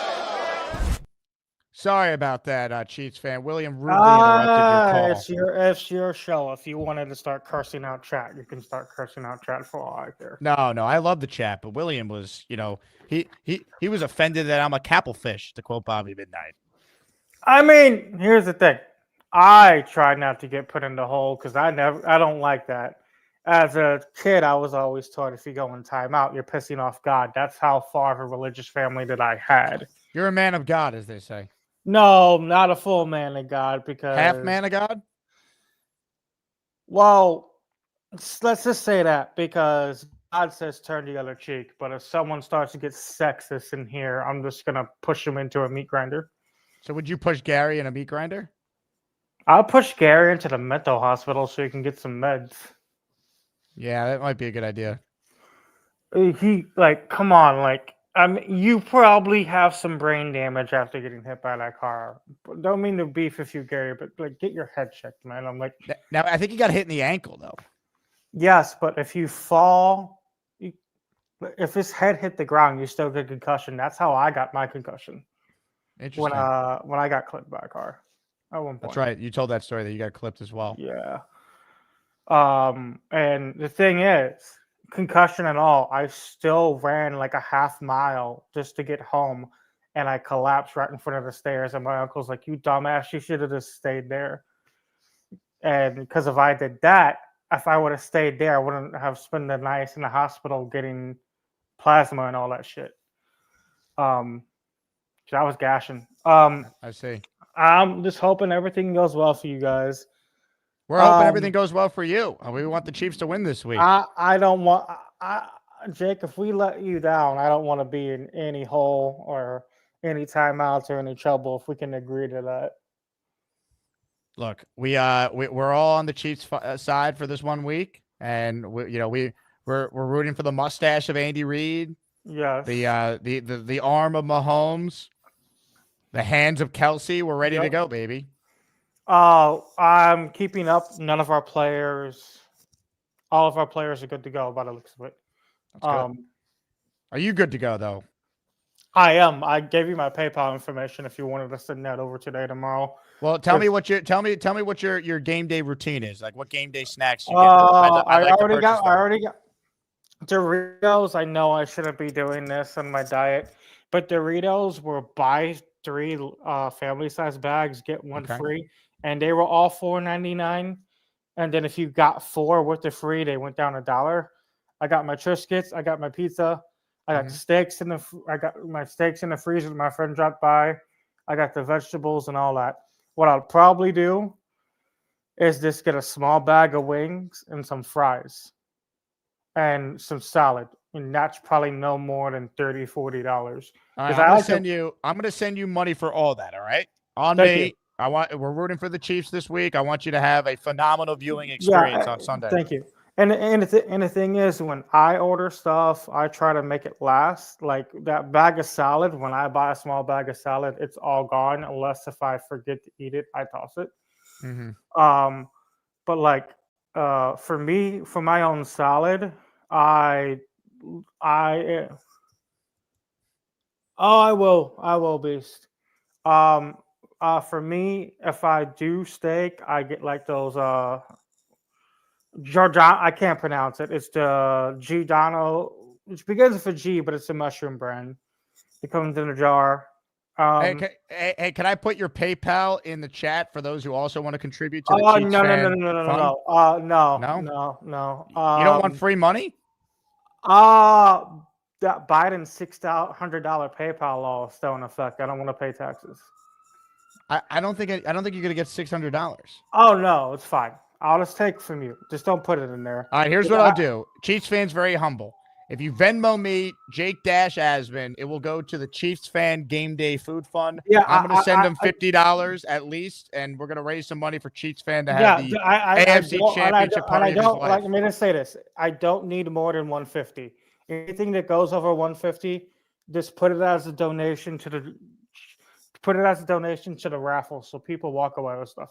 That's very nice of you, but Chiefs fan, it will not go over 600. Don't worry. We're going to raise some money for you to have a great game day experience. I'll be happy with 100, no more than 150. Like, I'd rather have charities going on.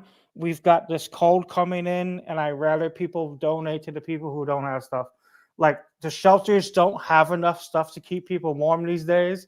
Some people have to sleep in a tent at negative 5-degree weather. I've seen that. I've seen pictures of St. Louis. But I had a friend go out and buy stuff for St. Louis. I had him come by.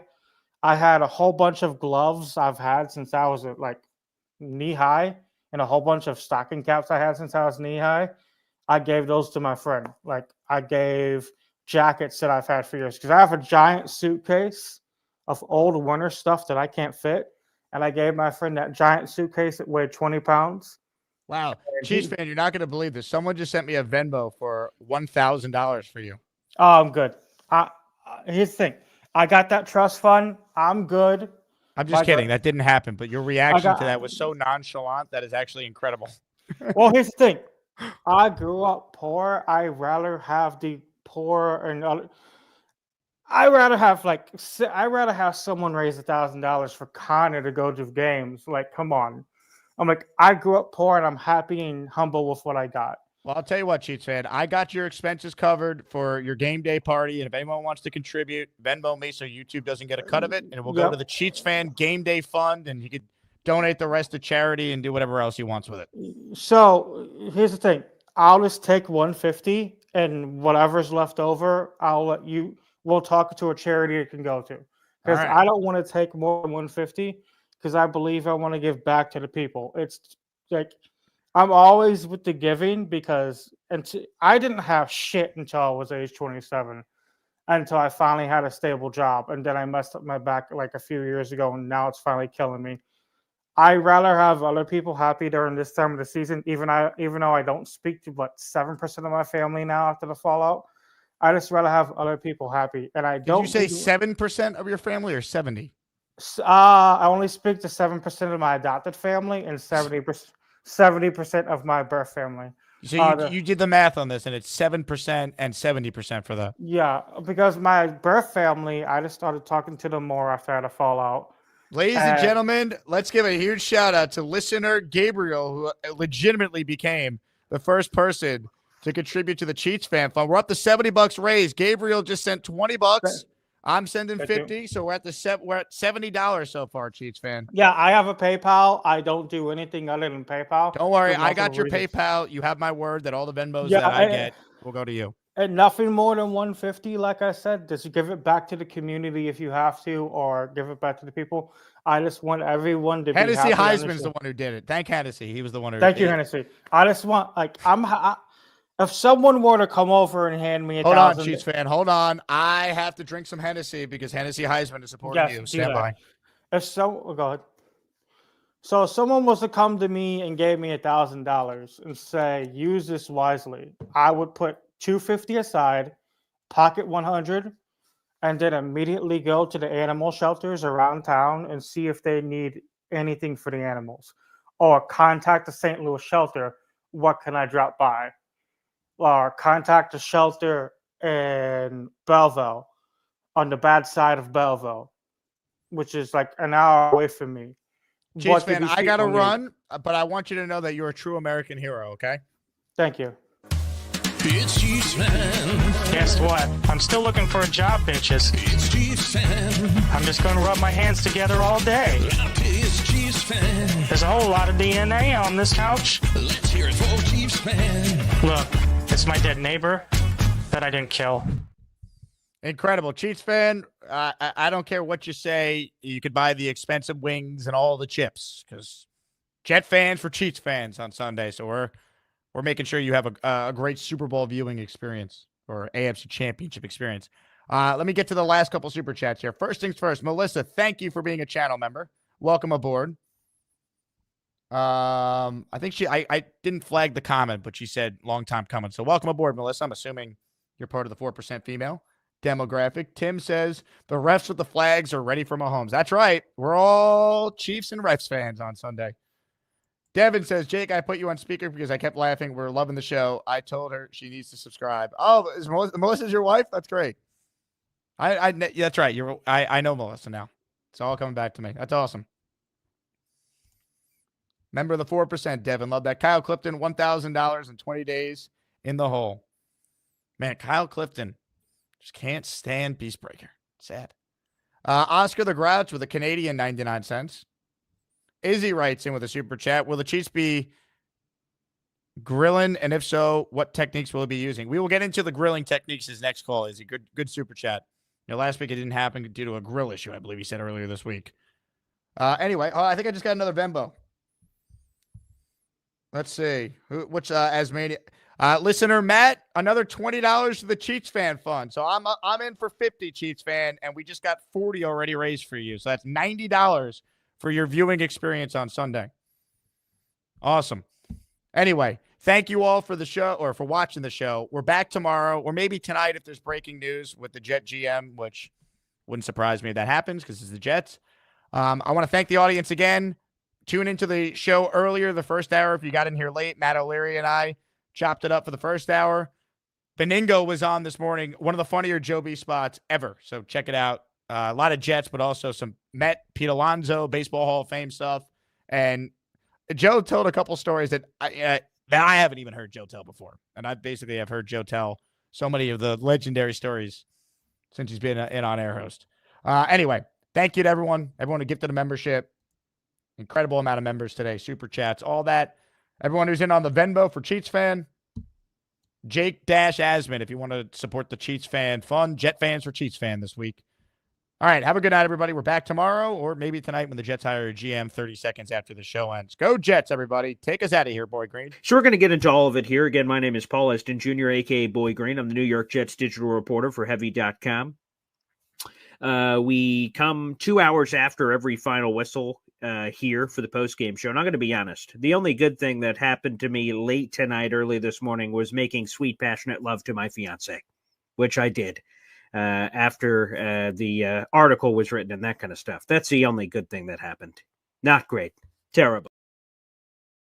Hey, congrats on the sex.